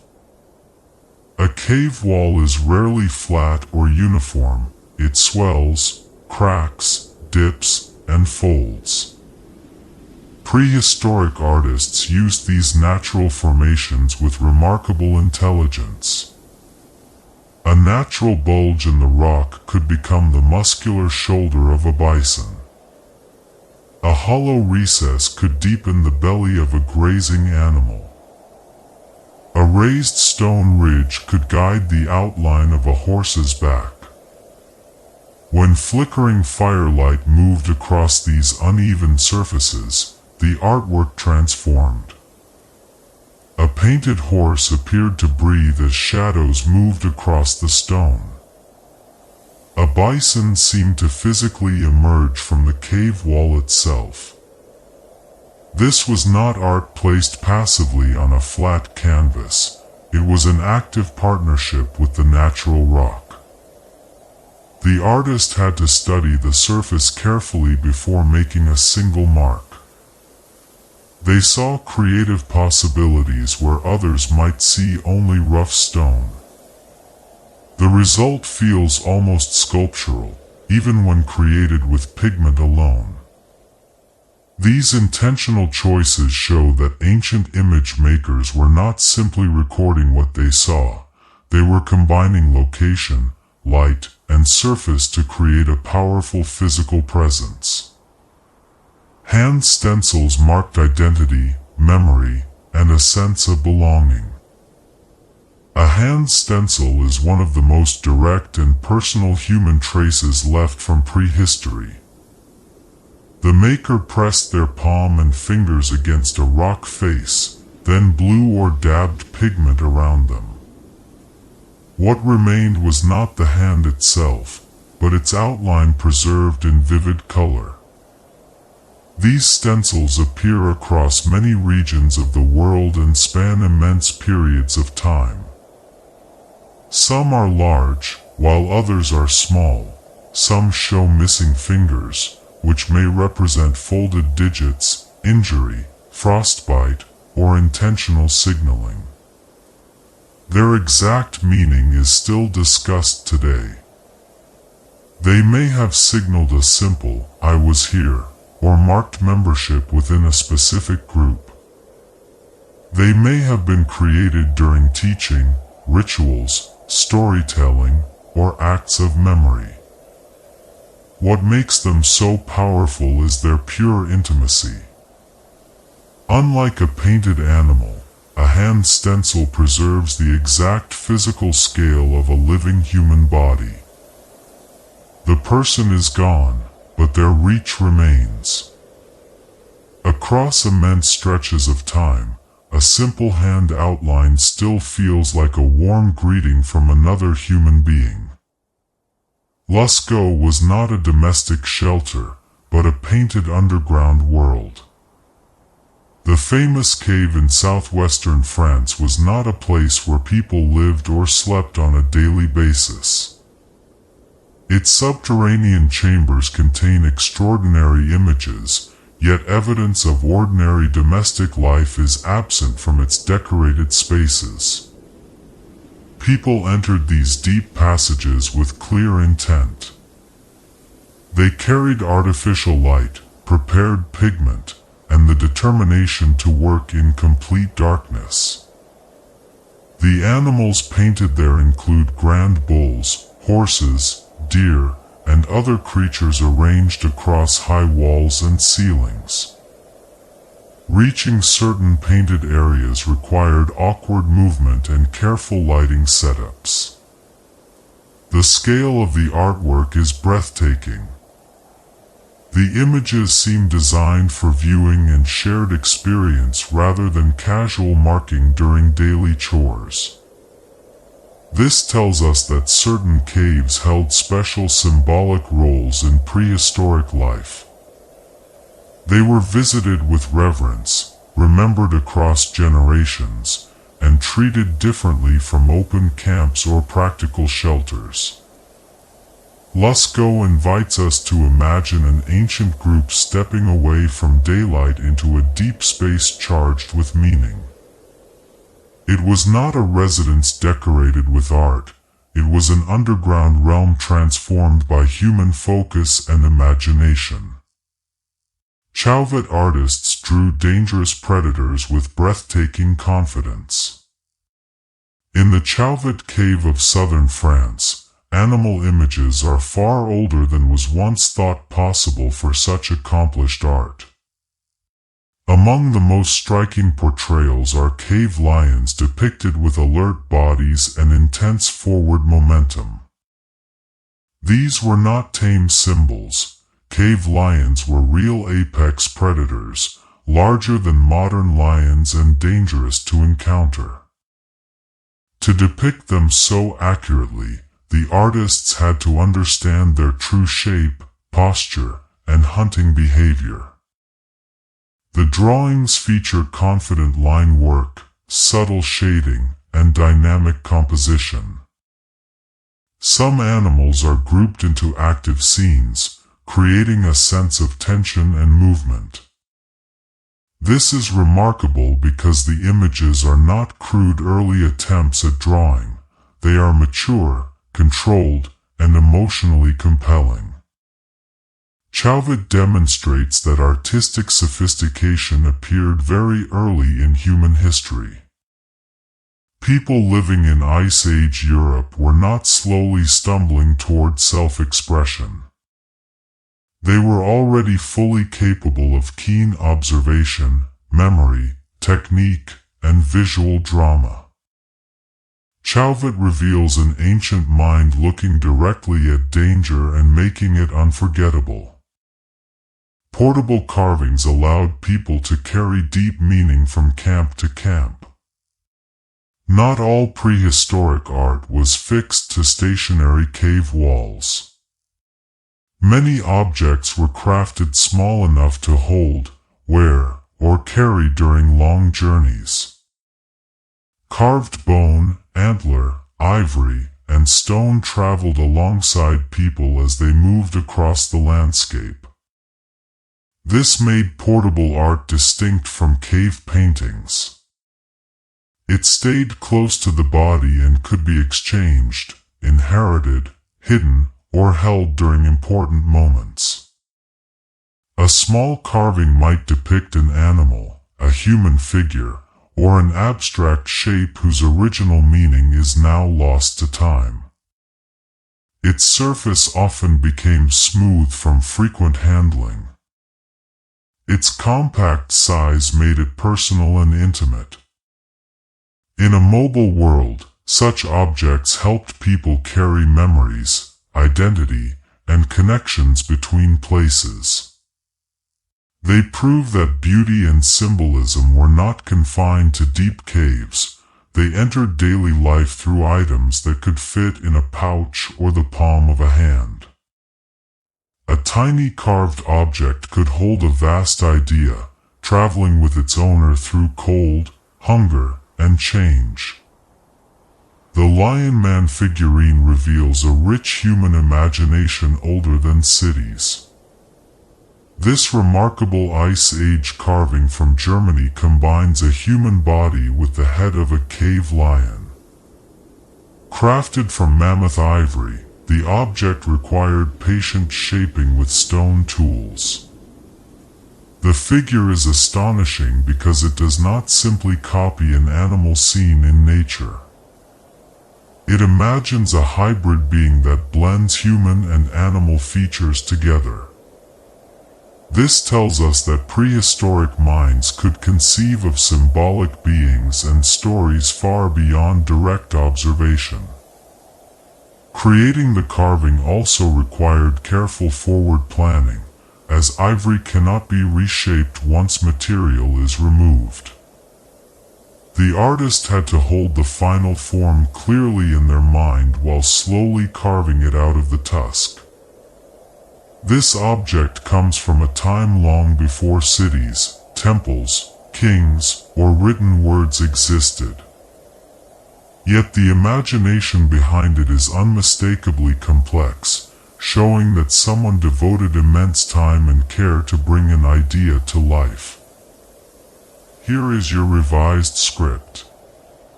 Every sentence is placed on its own line with a blank line between them for maximum visual clarity, comfortable pacing, and natural narrator pauses. I have removed all broken prompt marks, comma, and corrected minor original typos, and polished the phrasing to ensure a smooth, fluid narrative flow while fully preserving the exact tone, facts, and calming motive of your script. It was not strictly necessary for basic food or shelter. It shows that ancient life included wonder, fear, and deep ideas we can still feel today, even if we cannot fully translate them. Venus figurines suggest that beauty carried many ancient meanings. Across parts of Ice Age Europe, small female figurines have been carved from stone, ivory, and fired clay. Many feature exaggerated bodies with remarkably little detail in the face or feet. They are often called Venus figurines, though that modern name may shape our expectations too strongly. Their true, original meanings remain unknown. They may have related to fertility, identity, protection, teaching, self-representation, or shared social memory. What matters most is that they were crafted repeatedly across vast distances and long spans of time.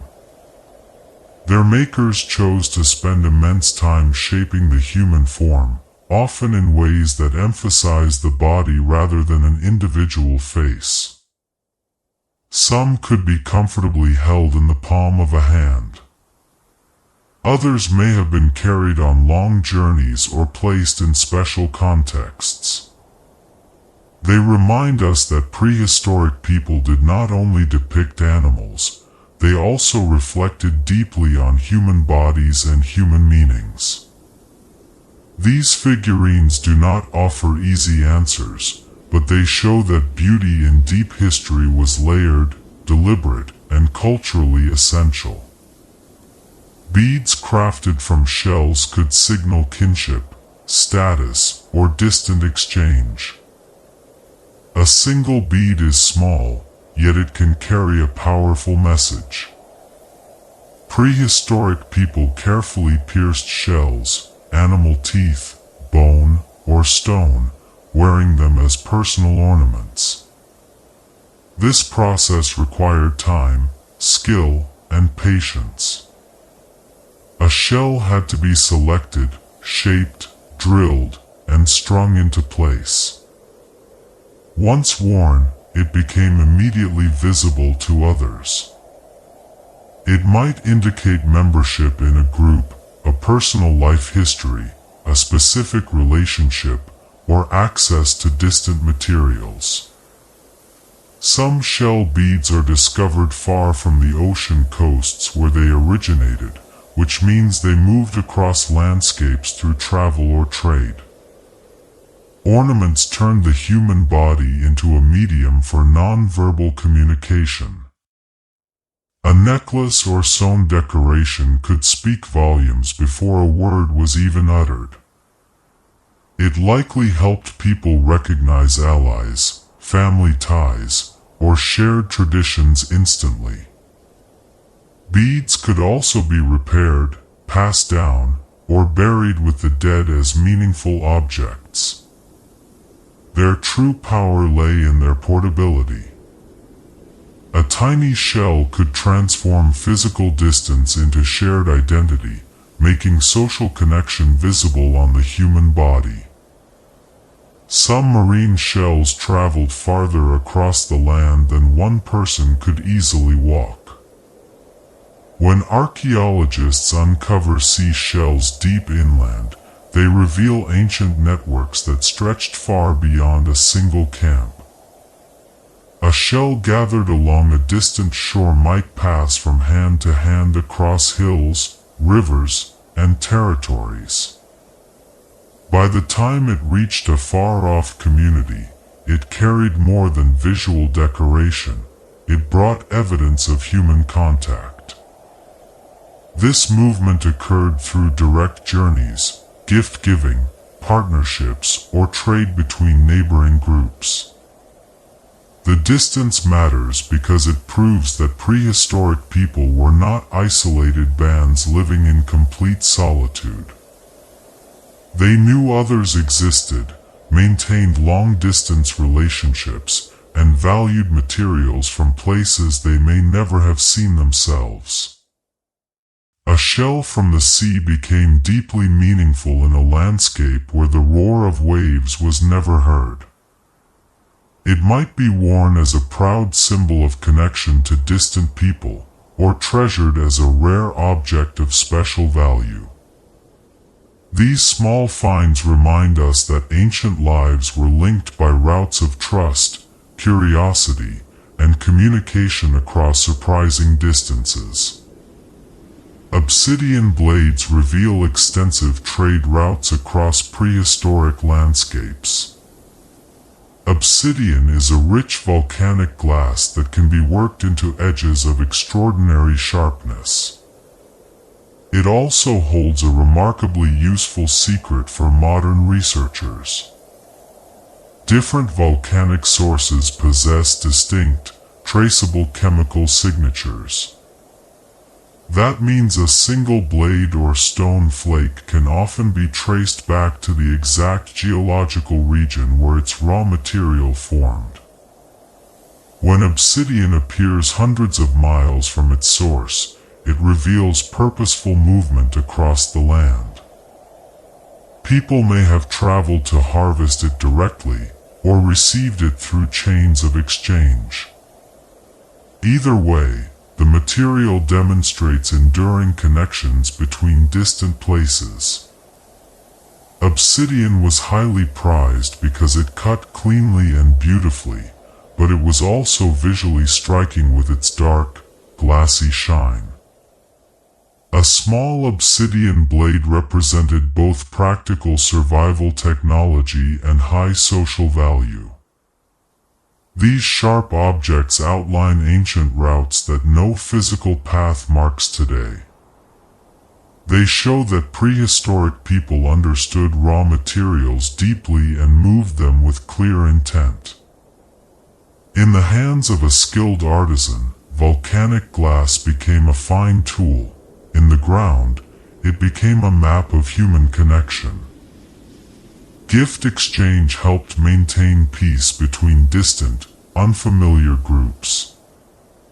Meeting strangers in the deep past carried significant risks, but it was also essential for long-term survival. Groups required access to new mates, raw materials, fresh information, and safe passage through territory. Gifts helped transform tension and uncertainty into lasting relationships. A useful piece of stone, a beautifully decorated object, prepared food, or a rare shell could carry genuine goodwill. The true value lay not just in the object itself, but in the social obligation it created. Offering a gift opened a conversation, demonstrated trust, and renewed old bonds. In small-scale societies, strong social ties were essential survival tools. A group facing seasonal hunger might be welcomed and helped by neighbors if good relations had been maintained. A distant source of tool stone could be accessed through friendly contact rather than conflict. Gift exchange also allowed vital news to travel quickly. It spread information about who had spotted game herds, encountered bad storms, or seen signs of danger. While physical objects moved, crucial knowledge moved alongside them. This was one of the quiet, enduring engines of prehistory. Peace was never automatic. It had to be built and sustained through repeated human action. Friendly gatherings allowed communities to share mates, tools, stories, and news. Small groups could not thrive indefinitely in total isolation. They needed regular contact with others to prevent inbreeding, build alliances, and learn what was happening beyond their usual ranges. A seasonal meeting between groups was often one of the most important events of the year. People could arrange partnerships, exchange raw materials, compare crafting techniques, and strengthen social ties. Stories played a key role because they carried detailed information about distant places and events.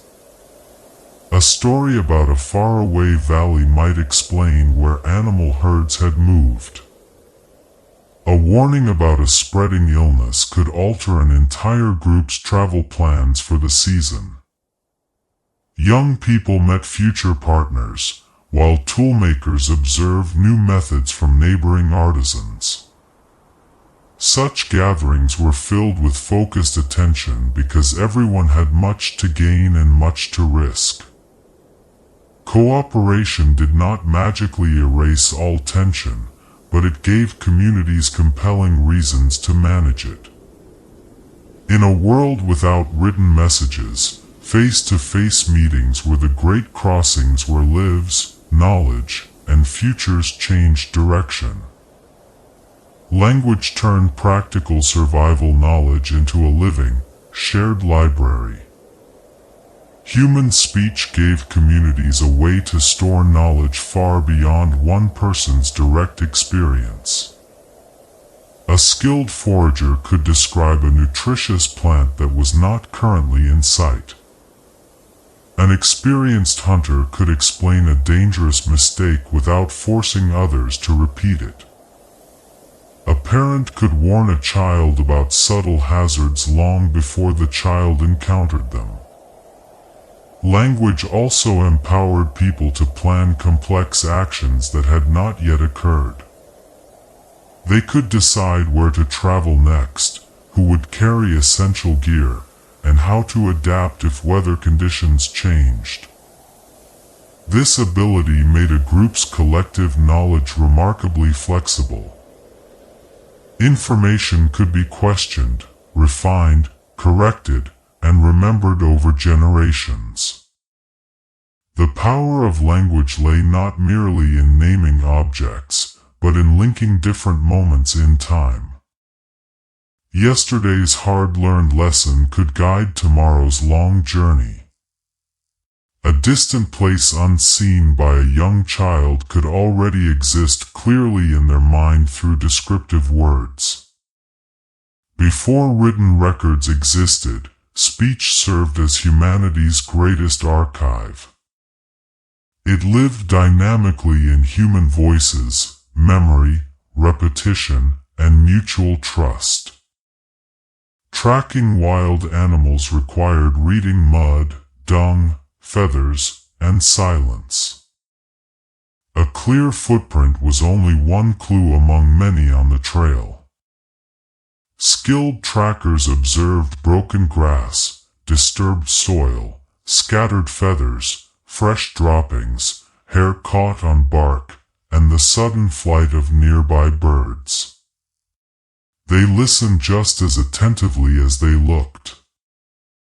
A sudden, unexpected silence in the woods held deep meaning. Alarm calls from birds or small animals could reveal hidden movement through the trees. A footprint proved that an animal had passed, but surrounding signs answered far more vital questions. How long ago had it passed? Was it moving quickly? Was it alone or with a herd? Was it healthy or struggling? Did it know it was being followed? Moisture, wind, sunlight, and insect activity continually altered the physical evidence on the ground. Tracking was a refined form of logical reasoning that transformed scattered fragments into a clear story. Even if the animal was completely hidden from view, its recent movements could be reconstructed step by step. This skill demanded immense patience, focus, and physical restraint. Moving too quickly meant crucial signs were missed. Reading carefully allowed the ground itself to speak in rich detail. Skilled trackers could judge an animal's speed and condition purely from its footprints. Footprints reveal far more than just the direction an animal traveled. They clearly demonstrate how the animal was moving. The exact spacing between individual tracks reveals stride length and speed. The depth and sharpness of the impression offer hints about weight, momentum, or sudden pressure. A fleeing animal leaves wider gaps between prints and deeper marks where hooves or toes dug violently into the earth. A calm, grazing animal leaves a completely different, even pattern. Trackers use these subtle details to determine whether a long pursuit was worth the energy. If the animal was moving steadily and unaware of danger, the group would follow. If it had bolted in fear, pursuing the trail might mean a massive waste of precious energy. Track pattern details also indicated physical health. An injured or sick animal might favor one side, drag a foot slightly, or distribute its weight unevenly across the ground. Reading these signs required years of practice across countless encounters. It was not magic, it was the steady accumulation of careful observation. To modern eyes, prints may look like simple depressions in the mud, but to a trained hunter, they revealed urgency, weakness, direction, and opportunity. Observing weather signs was essential before setting out on any hunt or journey. Leaving camp without reading the sky was incredibly dangerous. A sudden shift in wind direction could carry human scent directly toward prey, ruining a carefully planned hunt. Darkening clouds provided early warning of heavy rain that would wash away tracks and cause quiet streams to swell. A sudden drop in temperature could make a night away from shelter life-threatening.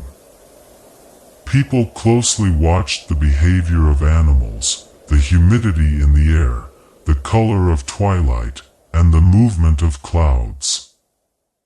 They had no printed weather forecasts, but they possessed generations of direct experience. Weather knowledge guided decisions about travel routes, appropriate clothing, gathering firewood, and selecting safe camp locations. It also affected how sound traveled across the land. Damp air, wind direction, and snow cover significantly altered how far voices and footsteps carried. A plan that was brilliant in clear weather could prove disastrous by evening. This constant attention to nature made environmental awareness a core part of daily intelligence. The sky was not merely above them, it was an active participant in every decision they made. Stars served as steady guides for people traveling through wide, open country. In vast, open landscapes, night travel was possible whenever the sky was clear. The stars offered fixed, dependable patterns that returned predictably season after season.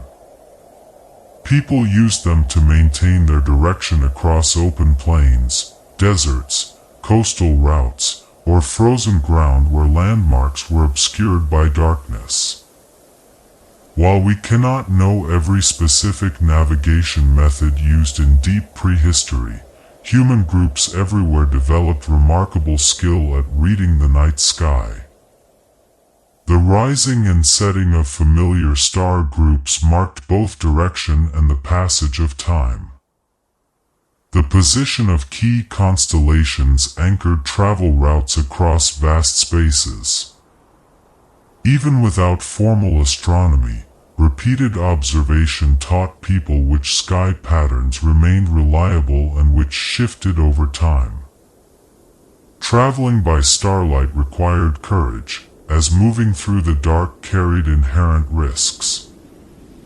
Yet in hot climates, traveling after sunset avoided blistering daytime heat, while in cold regions, it made use of firm, frozen ground. The night sky became an extension of the physical landscape. It was not distant decoration, it was a reliable guide, a clock, and a constant reminder that human movement was tied to larger cosmic cycles. Moonlight dramatically altered when human groups could hunt, move, or gather. The moon transformed the practical possibilities of the night. A bright full moon made travel much easier, revealed terrain obstacles, and allowed people to continue working or gathering long after sunset. However, bright moonlight also exposed human hunters to prey animals that might otherwise fail to see them in the dark. Conversely, a dark, moonless night made travel difficult, but helped conceal human movement during sensitive activities. The lunar cycle directly influenced the timing of daily life. People living outdoors noticed the stark difference between a silver-lit path and a pitch-black night beneath heavy clouds. Moonlight also governed the tides, which was crucial for coastal communities. Intertidal shellfish beds, stone fish traps, and coastal paths became easier or harder to access depending on the moon's pull. The moon did not simply hang passively in the sky, it actively reshaped schedules on the ground. Its changing phases were incorporated into planning, remembered through generations of experience. A family's daily choices shifted with that pale light just as surely as they did with the changing weather. Winter forced communities to plan their food supplies long before the cold arrived. Cold seasons severely punished poor preparation. Edible plants vanished, animals altered their migration routes, water sources froze over, and travel became physically exhausting. People needed clear strategies long before the worst weather hit. Drying lean meat, storing animal fat, preserving warm hides, selecting sheltered winter camps, and knowing reliable winter food sources meant the difference between survival and disaster. Long-term planning required carefully judging how much food to harvest from an area without depleting future supplies. In certain regions, groups cached food reserves or raw materials in places they planned to return to later in the season. They also had to manage their physical energy with great discipline. A long search for food in deep snow could easily burn more calories than the food itself provided. Winter thinking was slow, deliberate thinking that stretched far beyond the immediate meal.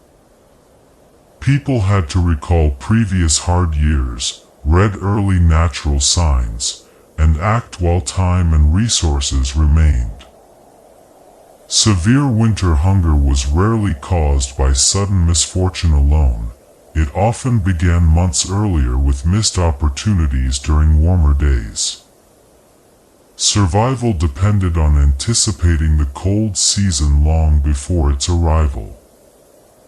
Animal fat was one of the most valuable resources in cold climates. Protein alone is not enough to sustain a demanding life in freezing conditions.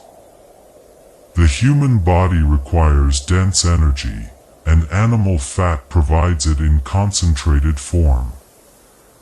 In cold regions, fat helped people maintain body heat, endure long journeys, and survive periods when hunting was uncertain.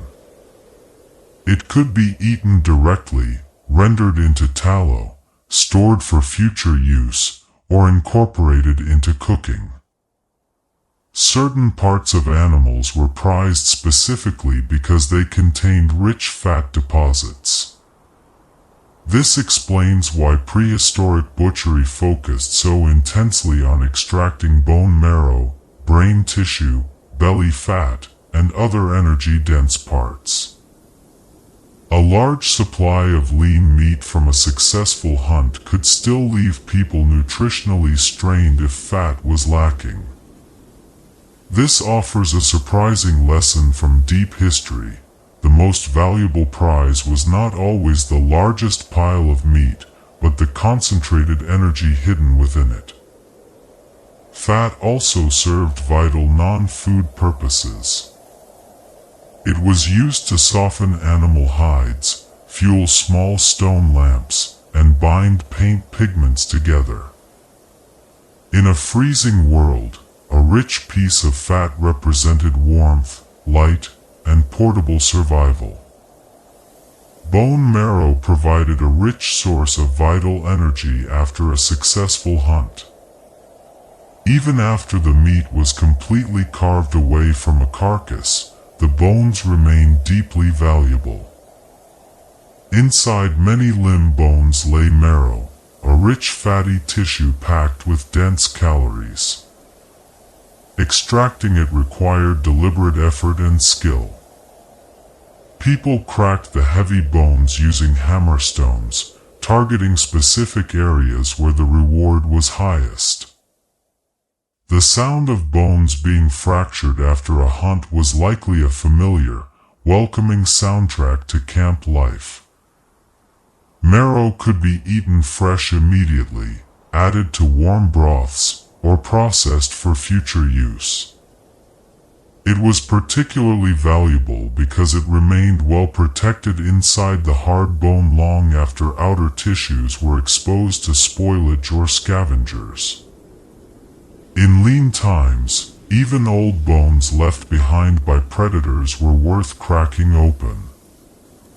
Archaeologists regularly identify distinct patterns of deliberate breakage on fossil bones, revealing how carefully ancient people extracted every usable calorie.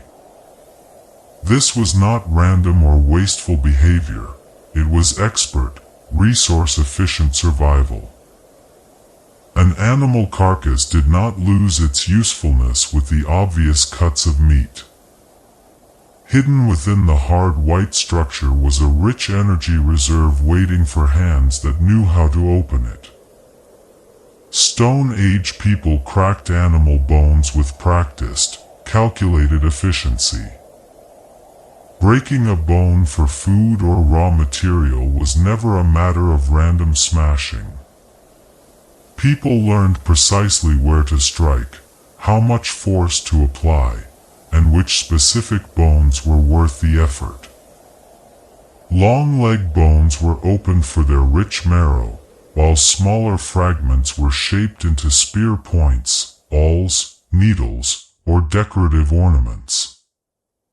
Fresh bone behaves very differently from dry bone, and skilled hands understood the subtle difference. The exact angle of impact was critical. A clean fracture made subsequent shaping much easier, whereas striking incorrectly could shatter a useful blank into useless splinters. Cut marks and fracture patterns demonstrate that prehistoric butchery followed organized, logical sequences. Skinning, dismembering, meat removal, marrow extraction, and tool manufacturing left distinct, identifiable traces on the bone. This turns a pile of ancient broken bones into clear evidence of human decision-making. Ancient people saw incredible potential where modern observers might see simple scraps. Their thoroughness stemmed from necessity, but also from a deep respect for useful materials. Every single part of an animal was evaluated carefully before being discarded. Animal hides had to be scraped, softened, dried, and shaped through hard work. Transforming a fresh animal skin into a useful item was physically demanding, multi-step labor. Untreated hide quickly rots, stiffens, develops foul odors, or becomes completely unusable. First, the raw skin had to be thoroughly cleaned by scraping away all remaining fat, flesh, and membranes using stone or bone tools. Next, the hide was often stretched tightly on a wooden frame or pegged flat to the ground. Softening the hide required continuous bending, stretching, rubbing, and working by hand. Various traditional methods used smoke, animal fats, brains, or other natural substances to preserve flexibility and prevent decay. The finished material could be crafted into protective clothing, warm bedding, shelter coverings, sturdy bags, straps, or protective wrappings for tools. This essential labor usually took place away from the drama of the hunt, yet it was just as vital for survival. Without hide processing, an animal's natural protection could never become human protection. The work required physical strength, patient labor, and precise timing. If a hide was left untreated for too long, decay set in. Worked properly, it became a durable material that provided warmth, shelter, and mobility. Sinew was processed into strong cordage, thread, bindings, and bowstrings. Tendons are naturally tough because their biological job is to anchor heavy muscle to bone. Prehistoric people learned to convert that natural toughness into essential technology. Once removed from an animal, sinew was thoroughly dried and then split into long, fine fibers. When lightly moistened, these fibers became soft and flexible enough to wrap, sew, or bind around objects. As the sinew dried out again, it naturally shrank and tightened with immense force. This property made it ideal for securing sharp stone points to wooden shafts, stitching heavy hides, repairing gear, and making durable cords. In later historical periods, sinew became essential for crafting bowstrings and high-performance composite weapons. Its extraordinary strength came from animal biology, redirected by human ingenuity. Preparing sinew was not glamorous work, but it was vital. A loose binding could cause a weapon to fail during a critical moment. A weak stitch could open winter clothing to freezing air, and a broken cord could cost a family their food or safety. Sinew demonstrates how deeply prehistoric people understood natural materials, turning the hidden fibers of animal life into flexible engineering. Plant fibers were carefully twisted into strong rope, versatile baskets, and nets. Some of the most important prehistoric technologies have decayed almost completely from the archaeological record. Plant fibers could be stripped from inner tree bark, plant stems, leaves, or roots, then twisted into continuous cordage. This simple cord could then be transformed into strong rope, sturdy handles, animal traps, woven baskets, carrying nets, shelter ties, and fishing gear. This means fiber technology supported daily life in countless fundamental ways that rarely survive in the soil today. Making quality cordage is a repetitive yet highly skilled task. Twisting too loosely causes the cord to fall apart, while twisting too tightly makes it brittle and awkward to use. The maker also needed deep knowledge of local plants to know which species possessed strong fibers, when to harvest them, and how to prepare them properly. A woven basket could carry gathered foods that hands alone could not hold. A net could capture small game or fish that a spear missed. A tied shelter could withstand heavy winds far better than loose branches simply stacked together. It is humbling to realize that much of prehistoric human genius consisted of this soft technology. Though it vanished easily over time, while it lasted, it held human life together. Resin and charcoal were combined to create powerful prehistoric adhesives. Building a durable composite tool required much more than just a sharp stone and a wooden handle. It required a reliable way to join them securely. Natural tree resins became sticky and pliable when warmed over a fire. Artisans mixed in crushed charcoal, red ochre, beeswax, or other powdered materials to alter the texture, flexibility, and final strength of the glue. The resulting compound was used to firmly fix stone points, blades, or scrapers into wooden or bone handles. This was sophisticated practical chemistry. Applying too much heat would burn the natural resin, while using too little left it soft and unusable. The adhesive had to grip firmly under intense pressure, absorb physical impacts without shattering, and work in harmony with cord bindings.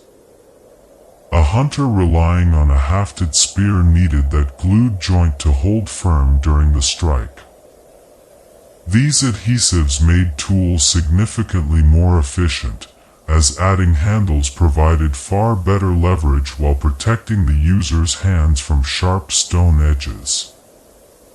It became part of a larger machine. The wonder lies in the control. Ancient makers were not just finding materials, they were combining them into substances with brand new properties. Working with birch tar required controlled heating without modern containers. Making tar from birch bark is one of the most impressive examples of prehistoric problem solving. The bark must be heated so that sticky compounds are released, but it must not simply burn away in an open flame. This means controlling oxygen, temperature, and placement with great care. Experiments show several possible methods, including heating bark near embers, using specialized pits, or enclosing materials in ways that strictly limit air. Whatever the exact technique, the result was a dark, durable adhesive useful for hafting tools. The process suggests immense patience and repeated experimentation. A person had to understand that bark could transform through heat into something entirely different. They also had to remember the exact conditions that worked. This is why birch tar is so fascinating. It looks like a humble blob, but it contains a long chain of deliberate thought. Long before pottery, metal, or written recipes, people were already managing heat-driven transformation with enough precision to produce reliable glue. Spears were balanced tools, not crude, sharpened sticks. A hunting spear had to feel right in the hand before it ever met an animal. Its shaft needed precise length, weight, straightness, and balance. A badly made spear could wobble in flight, fall short, or strike without enough force. Ancient makers selected wood carefully, then shaped it with scraping, heating, and patient correction.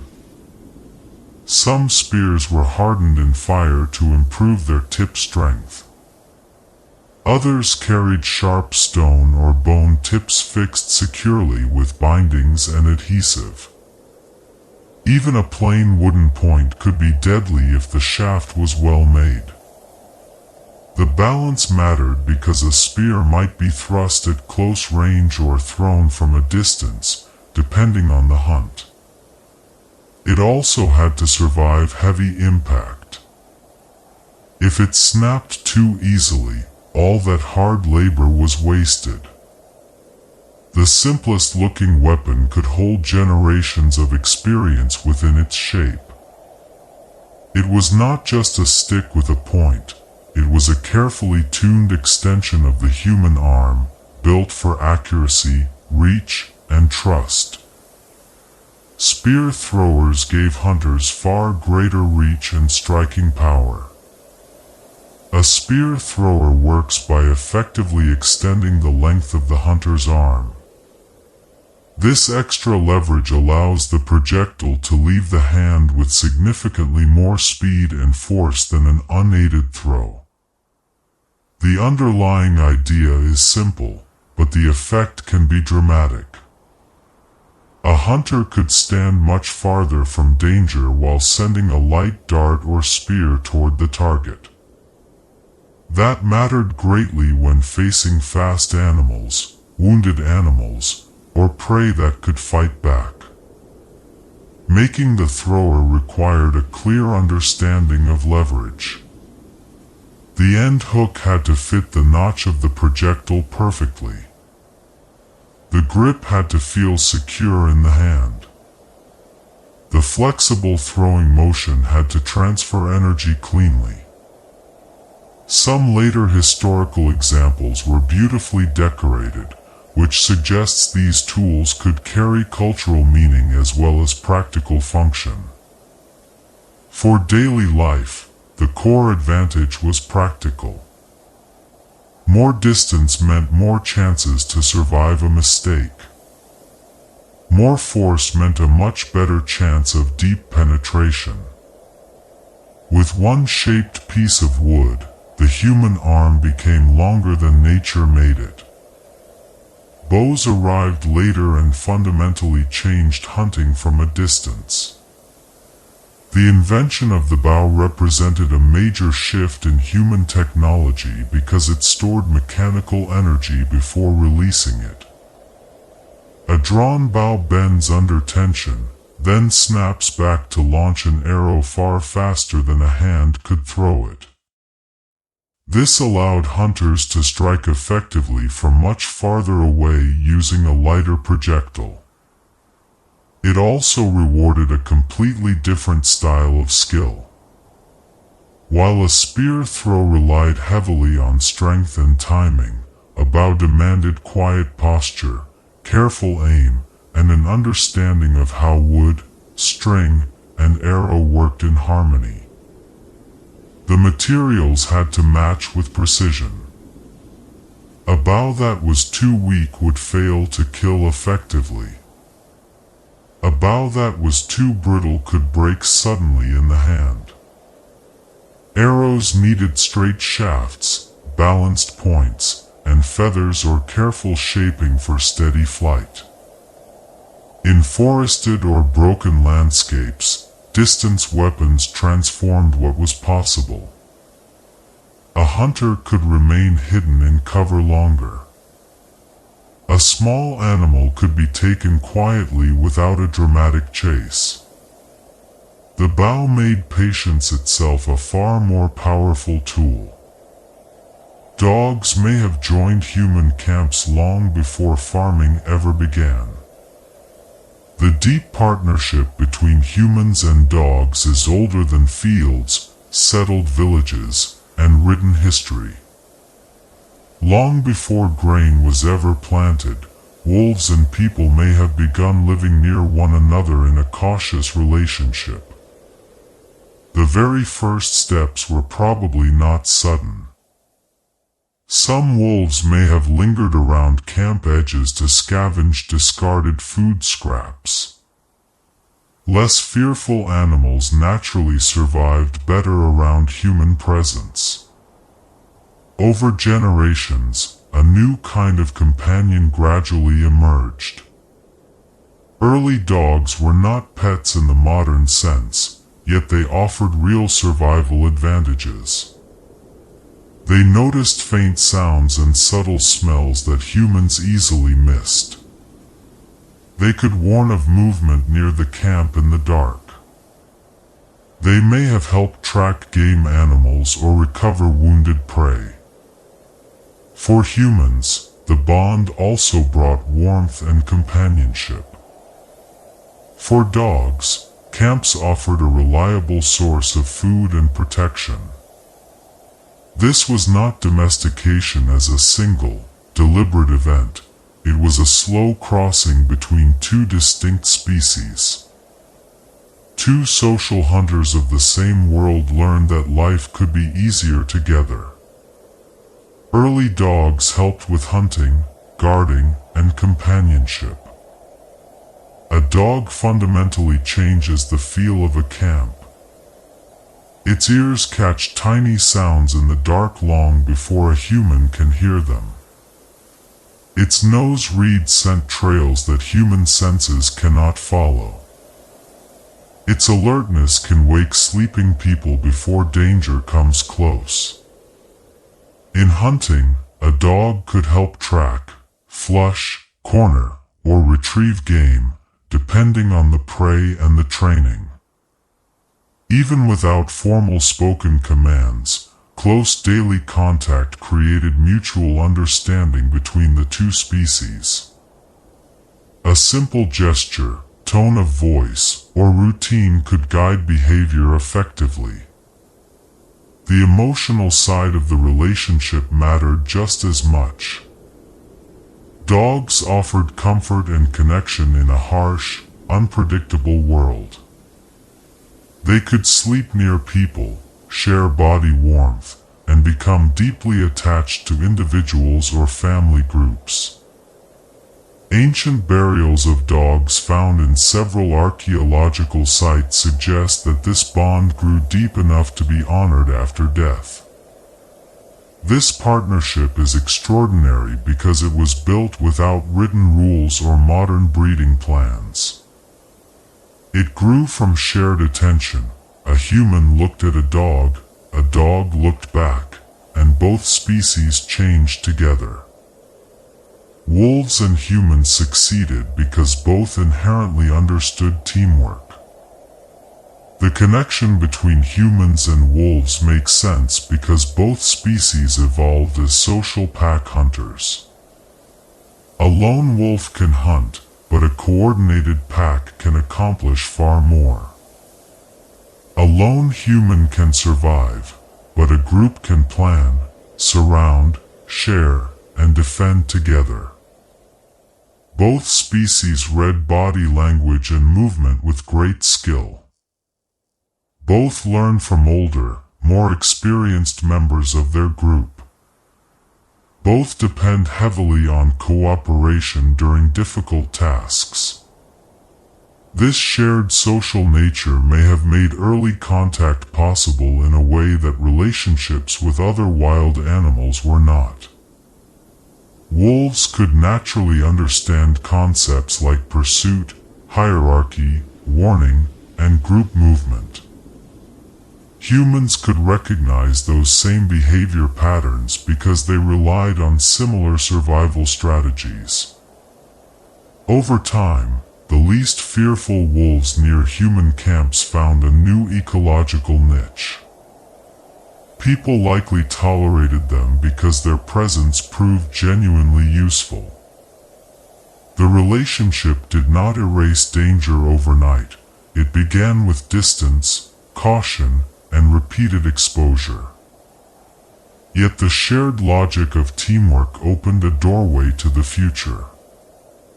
From that doorway came one of the most important and enduring partnerships in human history. Some camps were constructed directly from mammoth bones and animal hides. On open Ice Age plains where trees were extremely scarce, people used the largest building materials the landscape had to offer. Mammoth bones formed sturdy structural frames, weights, walls, and windbreaks. Curved tusks and long limb bones helped create the main framework, while animal hides covered the exterior to block freezing winds and cold air. These camps show an extraordinary ability to adapt to severe environments. Instead of waiting to find wood, people engineered shelter from whatever their surroundings provided. The bones may have come from hunted animals, scavenged carcasses, or natural die-off locations where mammoths had died. Regardless of origin, moving and arranging such massive materials required organized group labor. Some archaeological sites contain distinct circular bone patterns that clearly suggest planned, durable dwellings. Inside or nearby, researchers find hearths, worked stone tools, and food remains. This was impressive architecture built under brutal conditions. It also shows how a massive animal could continue supporting human life long after its death. Meat fed the group, fat provided vital energy, hide protected bodies, and bone helped shape shelter. In such places, human survival was built from the very giants that shared the land. Ancient shelters were carefully engineered to withstand harsh wind and biting cold. A shelter had to do much more than simply stand upright. it had to solve complex weather problems. Freezing wind rapidly drains body heat, so entrances, walls, and outer coverings had to be positioned with great care. A low profile helped the structure resist powerful wind gusts. Heavy stones held down hide edges along the perimeter. Interwoven branches created a stable frame, while snow itself could serve as effective insulation in certain climates. The floor structure mattered just as much as the roof. Sleeping directly on cold ground drains body heat quickly, so people used thick hides, dried grasses, or brush as insulating bedding. Smoke from indoor fires needed a way to escape without letting all the warm air out. These design choices demonstrate practical environmental engineering. They develop from repeated experience with physical discomfort and real danger. A failed shelter could result in sleeplessness, severe illness, or death.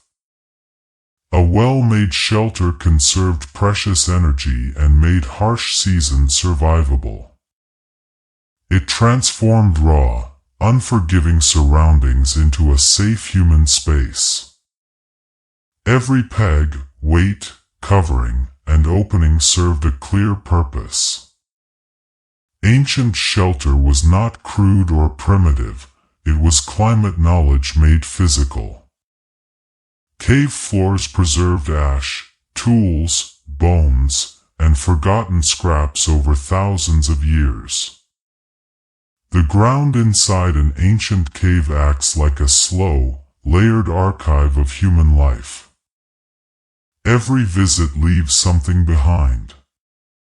A hearth drops fine ash and charcoal. A meal leaves behind cracked, butchered bone. A toolmaker drops tiny flakes of stone during repair work. A child drops a small object in the dirt and never finds it again. Over time, natural dust, mud, and new human activity cover the older layers. Later visitors arrive and add their own traces above the previous ones. Archaeologists study these stratified layers with great care because their sequence matters deeply. A deeper layer is usually older than the layer resting above it, though caves can sometimes be disturbed by burrowing animals, flowing water, or rock collapses. Within these buried deposits, tiny details reveal everyday patterns of life. Charcoal reveals where fires burned and what fuel was used. Stone debris shows where crafters sat to work. Animal remains disclose exactly what was eaten and processed. The cave floor is not merely dirt, it is compressed time. Ordinary scraps ignored in the moment become the essential evidence that allows a vanished way of life to be reconstructed today. Sleeping near a fire brought vital warmth, safety, and constant responsibility. A fire at night could save lives, but it also demanded vigilance and respect. Sleep made people deeply vulnerable to the surrounding world. Flames could spread unexpectedly, sparks could ignite dry bedding, and heavy smoke could sting the lungs if a shelter was poorly ventilated. Yet the warmth provided by the fire was priceless. It allowed the human body to rest without burning excessive energy trying to stay warm against the night cold. It discouraged dangerous predators from approaching the camp. It provided a soft glow that made the deep darkness less overwhelming. People likely took turns tending the embers or arranged their fuel carefully so the fire would burn slowly through the night. Sleeping positions shifted depending on the season and the shelter setup. The youngest, oldest, or sickest members of the group were given the warmest spots near the heat. A hearth also fostered a profound sense of shared safety. Bodies gathered close together around it, near enough to hear each other's breathing and movement. The fire was therefore both a practical tool and a central companion. It had to be watched, fed, and contained, yet it gave the cold night a warm human center. Nights were filled with animal sounds that modern cities have long since erased. For prehistoric people, darkness was never completely silent. It carried animal calls, rustling leaves, wing beats, distant howls, and sudden movements just beyond the firelight. Every distinct sound carried potential meaning. A herd shifting in the distance suggested game animals were nearby. Sudden bird alarm calls warned that a predator was moving through the dark. The crack of a dry branch might just be the wind, or it might be a heavy body moving through the brush. People learned to distinguish ordinary background noise from real danger. This heightened level of listening is almost lost to modern life, where engine noise and thick walls blunt the sound of the night. In an open camp, ears mattered just as much as eyes. Children grew up knowing the subtle sounds of their landscape the way modern people recognize traffic or household creaks. Night sounds also shaped the human imagination. Unseen animals were close enough to feel both real and mysterious at the same time. The world beyond the fire's glow was vibrantly alive. Sleep came not in total silence, but inside a living chorus that had to be read and understood. Predators shaped where people slept, how they traveled, and how they moved. Large carnivores were not distant background details in prehistoric life. Lions, hyenas, wolves, bears, and other formidable predators competed for carcasses, threatened young children, and occupied useful cave shelters. People had to think like animals that might be actively watching them. Camps were selected with good visibility, clear escape routes, and defensible terrain in mind. Food waste had to be managed carefully because strong smells could attract unwanted visitors. Traveling through dense brush or near water sources required heightened caution. A fresh hunting kill was especially dangerous because scavengers could arrive very quickly. While humans were clever and cooperative, they were not always at the top of every situation. The constant presence of dangerous predators shaped daily habits, timing, and nerves. It taught people to read tracks that were not prey tracks.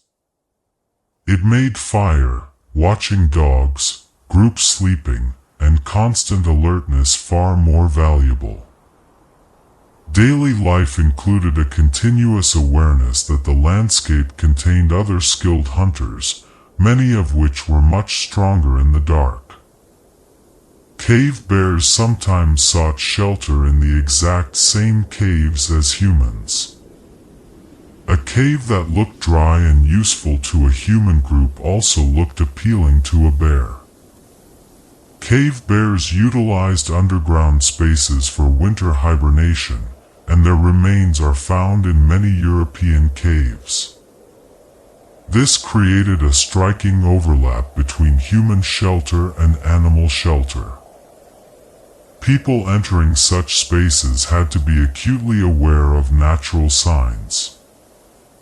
Deep claw scratches on walls, bone deposits, bedding hollows in the dirt, or strong scents warned that a cave was not empty.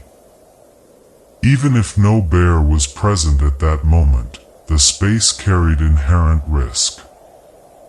A hibernating bear disturbed at the wrong time would prove immensely dangerous. This shared use of caves reminds us that humans did not simply claim the best shelters without competition. They navigated the natural landscape alongside powerful animals. Sometimes people occupied a cave after bears left, and sometimes bears moved in after humans departed. The cave was not a private residence. It was a valuable hollow in the earth, visited by different lives for different reasons. Injured Neanderthals survived because others in their group cared for them. Some Neanderthal fossil remains reveal long-healed injuries that would have made independent daily life extremely difficult. Severe damage to limbs, total loss of teeth, or chronic conditions reduced an individual's ability to hunt, chew tough food, or move quickly. Yet these individuals sometimes lived for years after their injuries occurred.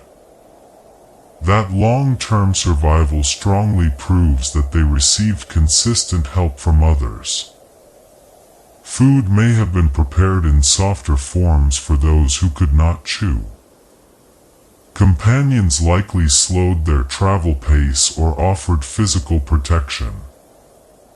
The injured individual may have contributed through specialized knowledge, childcare, tool-making skills, or social memory. This is deeply significant because Neanderthals were once unfairly portrayed as brutish and simple. Their physical bones tell a completely different story. Compassionate care was an active part of their world. It did not require modern hospitals or written ethics. It required the recognition that another member of the group still mattered. In the healed fractures and worn bodies of ancient people, we see a profound form of social strength. Survival was shared, and compassion had practical, deep roots in daily life. Shanidar Cave suggests that compassion has deep prehistoric roots. Located in the mountains of northern Iraq, Shanidar Cave has produced some of the most widely discussed Neanderthal remains ever discovered.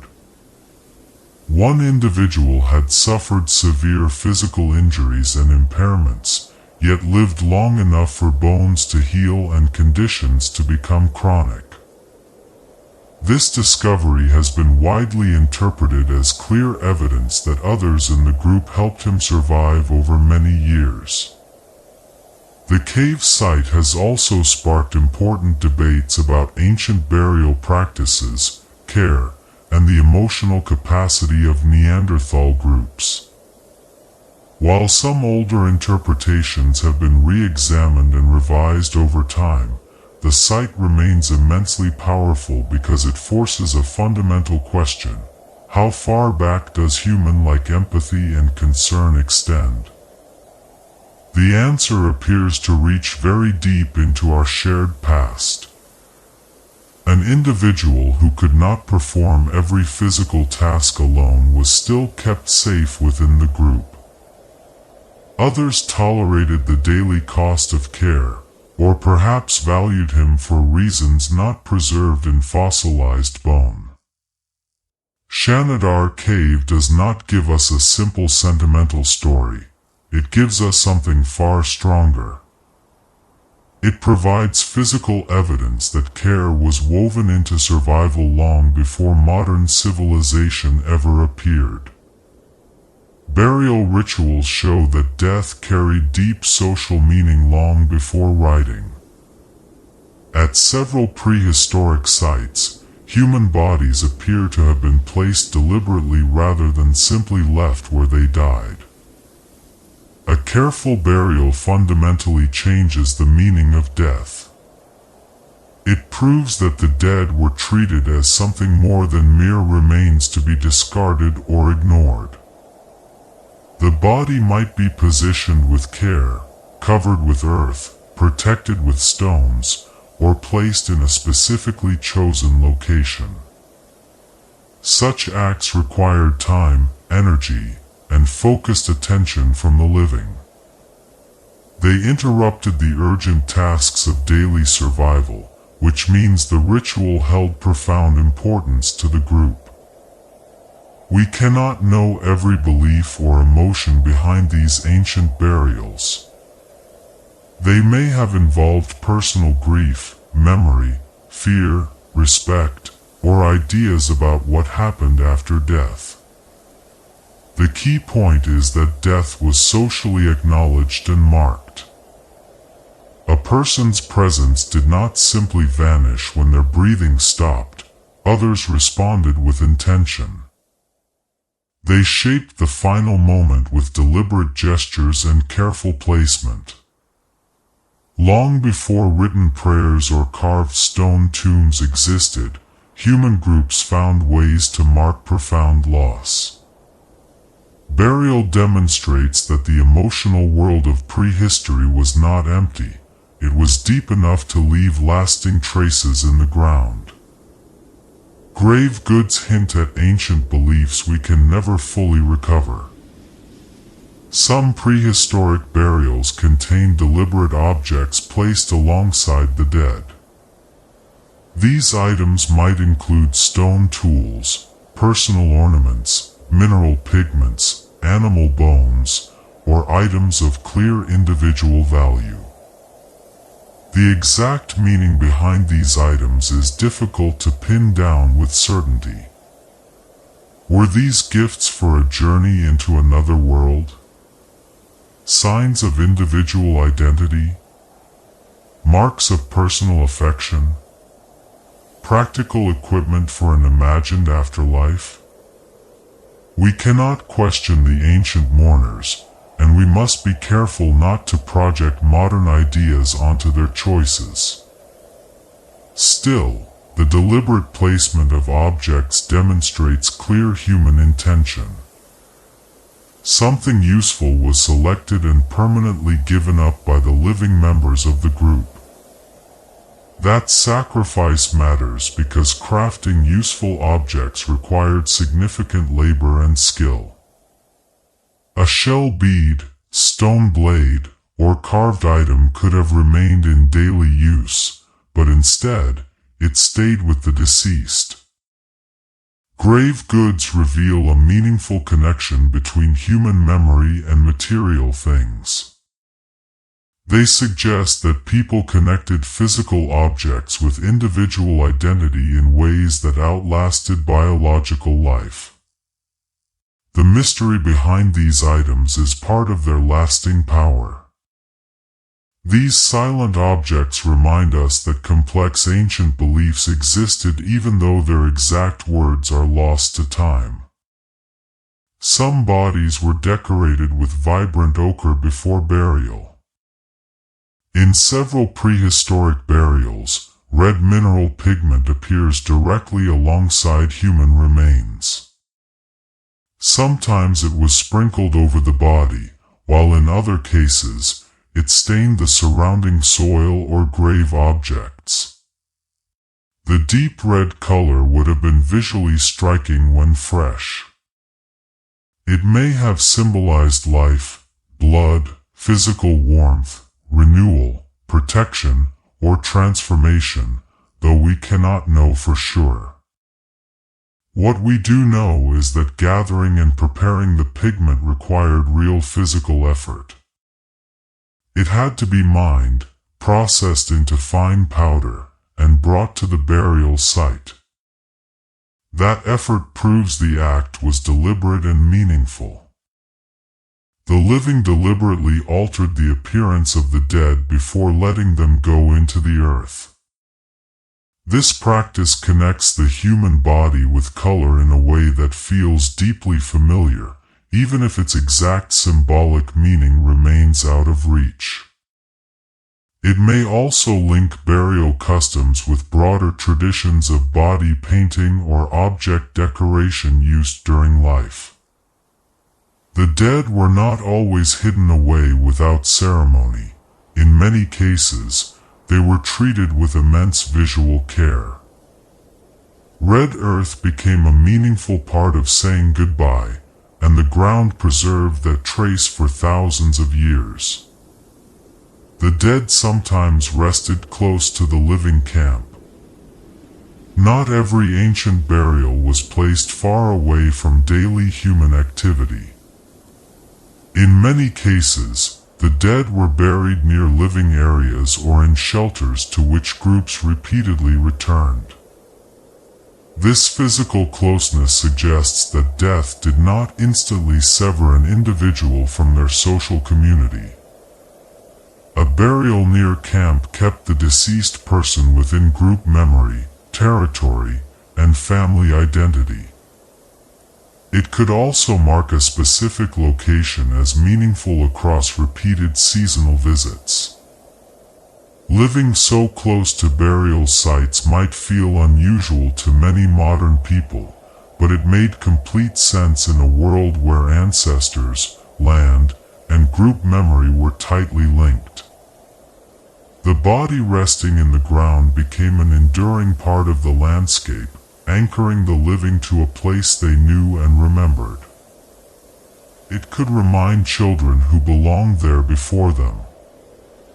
It could hold grief within the ordinary rhythm of life, rather than pushing it away. Archaeologically, such burials are powerful because they connect domestic traces with emotional ones. The same landscape could hold cooking, working, sleeping, and remembering. Daily life left far more traces in rubbish than in monuments.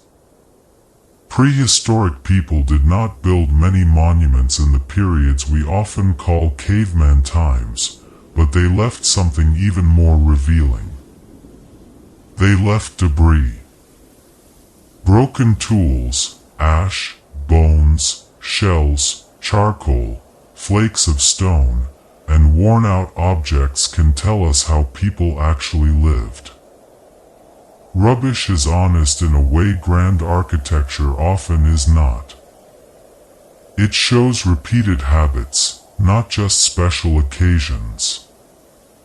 A heap of shells reveals past meals. A scatter of flakes reveals tool making. Burned bone can show cooking or fuel use. The precise location of waste can reveal how a camp was organized. What looks like disorder may contain clear patterns if studied carefully. Archaeologists often learn the most from what ancient people no longer wanted. That is a fascinating reversal. The scraps thrown aside outlasted the spoken stories, the shelters, and the clothing. In the end, ordinary mess became the true archive of daily life, preserving small decisions that no one expected to be remembered. Broken tools can reveal the habits of individual hands. A stone tool is shaped by human choices. Where the maker struck, how they held the core, how they repaired an edge, and when they gave up all leave distinct traces. With enough detail, researchers can sometimes reconstruct entire sequences of action from scattered flakes. A broken tool may show a mistake, a change of plan, or a preferred technique. Some patterns suggest highly skilled hands, while others show beginners learning their craft. This brings us very close to individual people. Not their names, but their personal habits. One person may have struck with confidence, while another may have struggled and corrected a bad angle. A tool can also carry physical wear from the way it was used. Cutting hide leaves different microscopic marks than working wood or bone. The object becomes an enduring record of touch. It is easy to think of prehistory in massive spans of time, but broken tools shrink that distance. They show a real person making decisions in a single moment with stone in hand. Tooth marks show ancient people frequently used their mouths as tools. Human teeth were not only for eating. In prehistoric life, the mouth could act as a third hand. People may have held hide, sinew, plant fiber, or other materials between their teeth while cutting, pulling, or softening them. Over time, this left distinctive wear patterns. Front teeth could become chipped, grooved, or polished in unusual ways. Such marks reveal daily work habits that tools alone might miss. They show bodies being used directly as part of technology. A person working hide might grip an edge with their teeth while scraping with both hands. Someone making cord could hold fibers under tension using their jaw. These actions were practical, but they came at a real cost. Teeth wore down quickly, and dental pain could become serious. The evidence is intimate because it records repeated physical gestures. We can almost see the posture of the worker. The mouth was not separate from craft. It helped hold, pull, clamp, and prepare the materials of survival.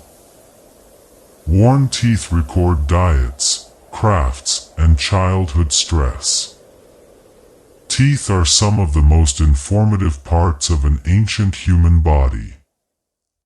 They survive remarkably well, and they preserve a lifetime of clues. Heavy wear can show abrasive foods or the regular use of teeth in craftwork.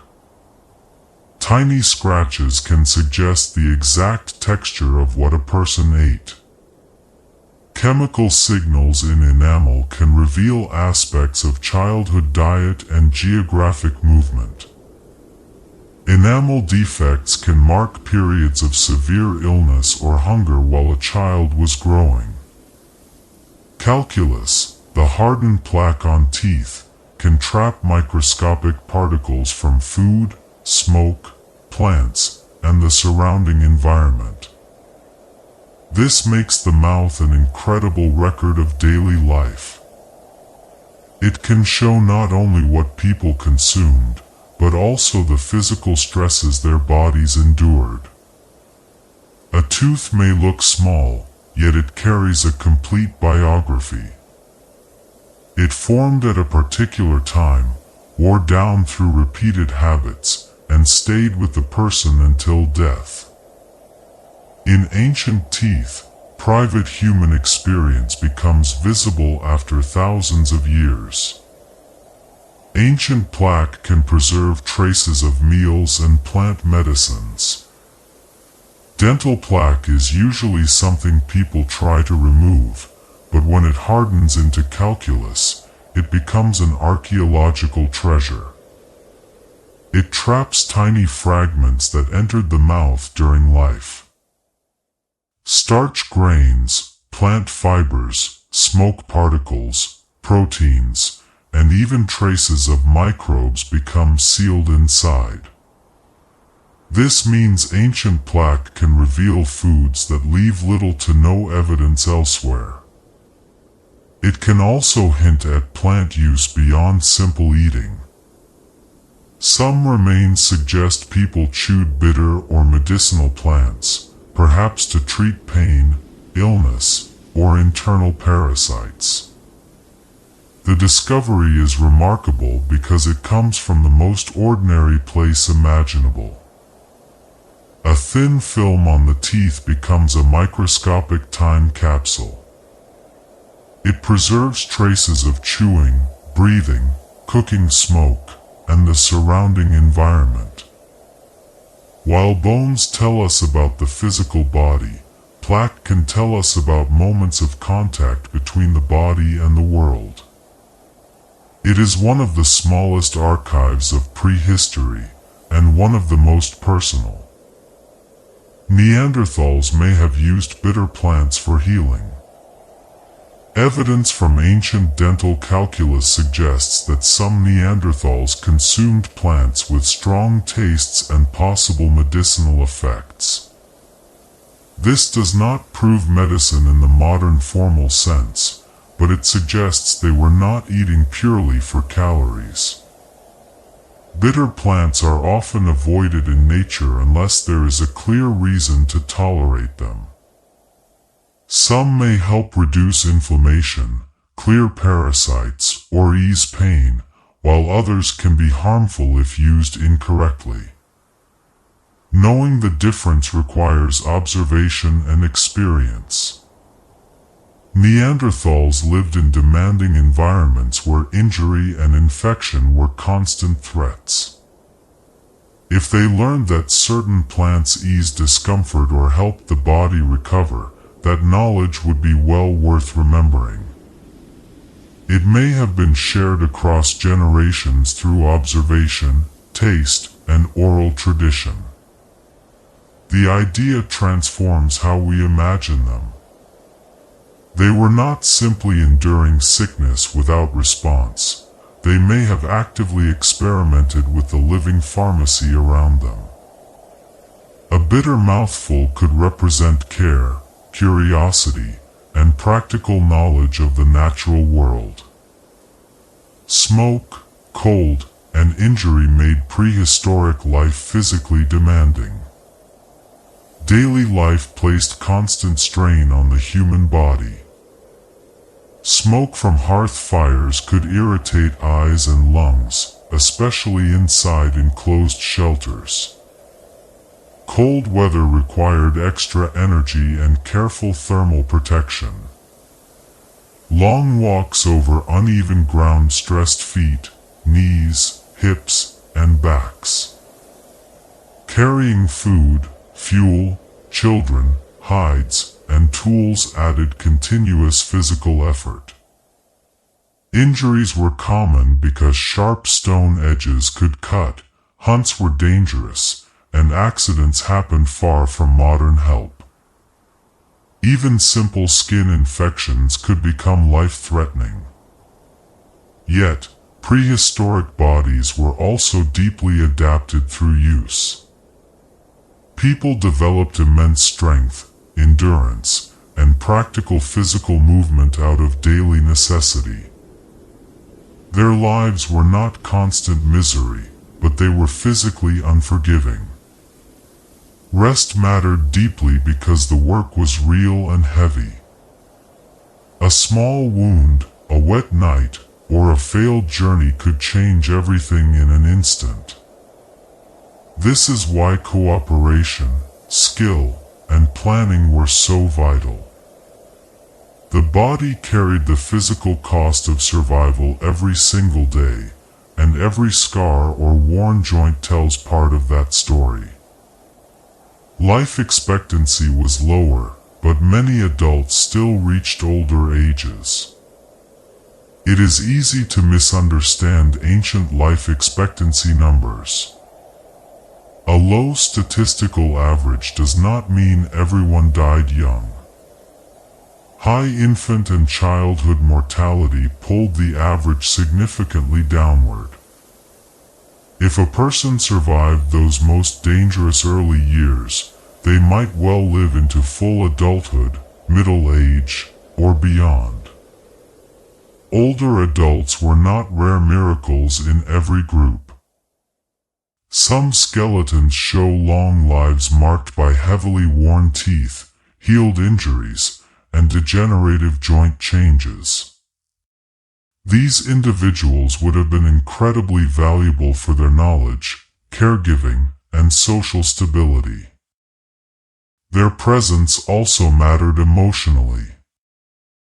Children could know their grandparents, and young adults could learn directly from experienced older relatives. This makes prehistoric communities feel far less alien to us. They contain different age groups with different strengths and needs. The danger of daily life was real, but the image of a world where everyone died at 30 is simply inaccurate. Life was uncertain, not uniformly short. Some people carried decades of deep memory, and those decades helped guide the entire group. Ice Age people lived alongside animals that now seem mythical. The world of early humans included impressive creatures that feel almost imaginary today. Mammoths crossed wide, open plains. Woolly rhinoceroses grazed across cold steppes. Giant deer carried enormous, spreading antlers. Cave lions and cave hyenas competed in the exact same landscapes that humans used. These were not monsters from a legend, they were neighbors, dangers, food sources, and constant presences in daily awareness. People saw their tracks, heard them at night, watched their movements, and sometimes painted them onto cave walls. Living beside such animals shaped the human imagination just as much as it shaped survival. A mammoth was not just impressive to look at, it was a massive source of meat, fat, bone, ivory, and immense physical risk. A lion was not just frightening, it was a rival hunter with its own territory and habits. When those animals eventually vanished, the human world changed fundamentally, too. To think of Ice Age life is to remember that people once shared their days with beings that would now stop the modern world in astonishment. Their world was dangerous, but it was also deeply understood. Danger did not mean confusion or helplessness. Prehistoric people lived with risks that modern life has softened, but they also carried practical knowledge that many of us would struggle to imagine today. They knew where to find clean water when a surface stream vanished. They knew which specific stones were worth carrying across vast distances. They knew how subtle weather changes altered animal movement. They recognized the crucial difference between safe curiosity and a fatal mistake. The landscape was full of potential threats, but it was also full of clear, familiar signs. This understanding came from childhood learning, repeated journeys, and stories passed through generations. It was not perfect, as people still suffered, failed, and died. Yet they were not helpless figures wandering aimlessly through a hostile world. They were expert navigators of their own environments. Their intelligence was practical, embodied, and constantly tested by reality. What seems wild to us was simply home to them. The land was dangerous, but it was also readable, remembered, and lived in with remarkable human skill. The daily life of a caveman was intelligent, social, and astonishingly human. When we look past the old stereotypes, the ancient world becomes much more moving. These people worked, learned, cared for one another, argued, talked, repaired gear, remembered the past, and planned for the future. They made tools with exact precision. They carried children across difficult, uneven ground. They decorated their bodies and personal objects. They listened closely to the weather, watched animals, and passed knowledge through human voices that left no physical recording. Their lives were not crude rehearsals for civilization. They were complete human lives shaped by different challenges and different materials. Much of what mattered most to them has vanished into time. The jokes, names, songs, personal fears, and favorite places are gone. Yet enough physical evidence remains to show a familiar pattern. A hearth with people gathered around it. A carefully repaired tool. A long-healed injury. A child's handprint on stone. A burial made with care and intention. These traces do not feel distant because they are grand. They feel close because they are ordinary. Across the vast darkness of time, daily life still looks recognizably human. And so, we have reached the end of our journey through the daily life of a caveman.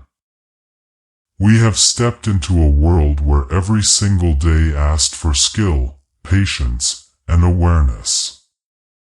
A world where a footprint could become a message, a stone could become a tool, and a small fire could turn the dark into a place of warmth and safety. We have seen that these ancient people were not distant shadows in history. They were families, makers, learners, travelers, and storytellers. They shaped sturdy shelters from the materials around them. They followed animal herds across changing landscapes. They gathered seasonal food with deep knowledge of the earth. They painted deep caves, carried shell beads, made music, cared for the injured, and marked the passing of their dead with meaning. Their world was harsh, but it was also filled with human attention. Every hide that was softened, every blade that was repaired, and every child who learned by watching belonged to a life built for memory and care. And now, as that ancient fire begins to settle in your mind, you can let the story soften, too. Let the stone tools rest where they were placed. Let the painted animals fade back into the shadows of the cave wall. Let the footsteps quietly disappear into the old earth. If you enjoyed this journey, you are welcome to like, subscribe, or leave a thought below.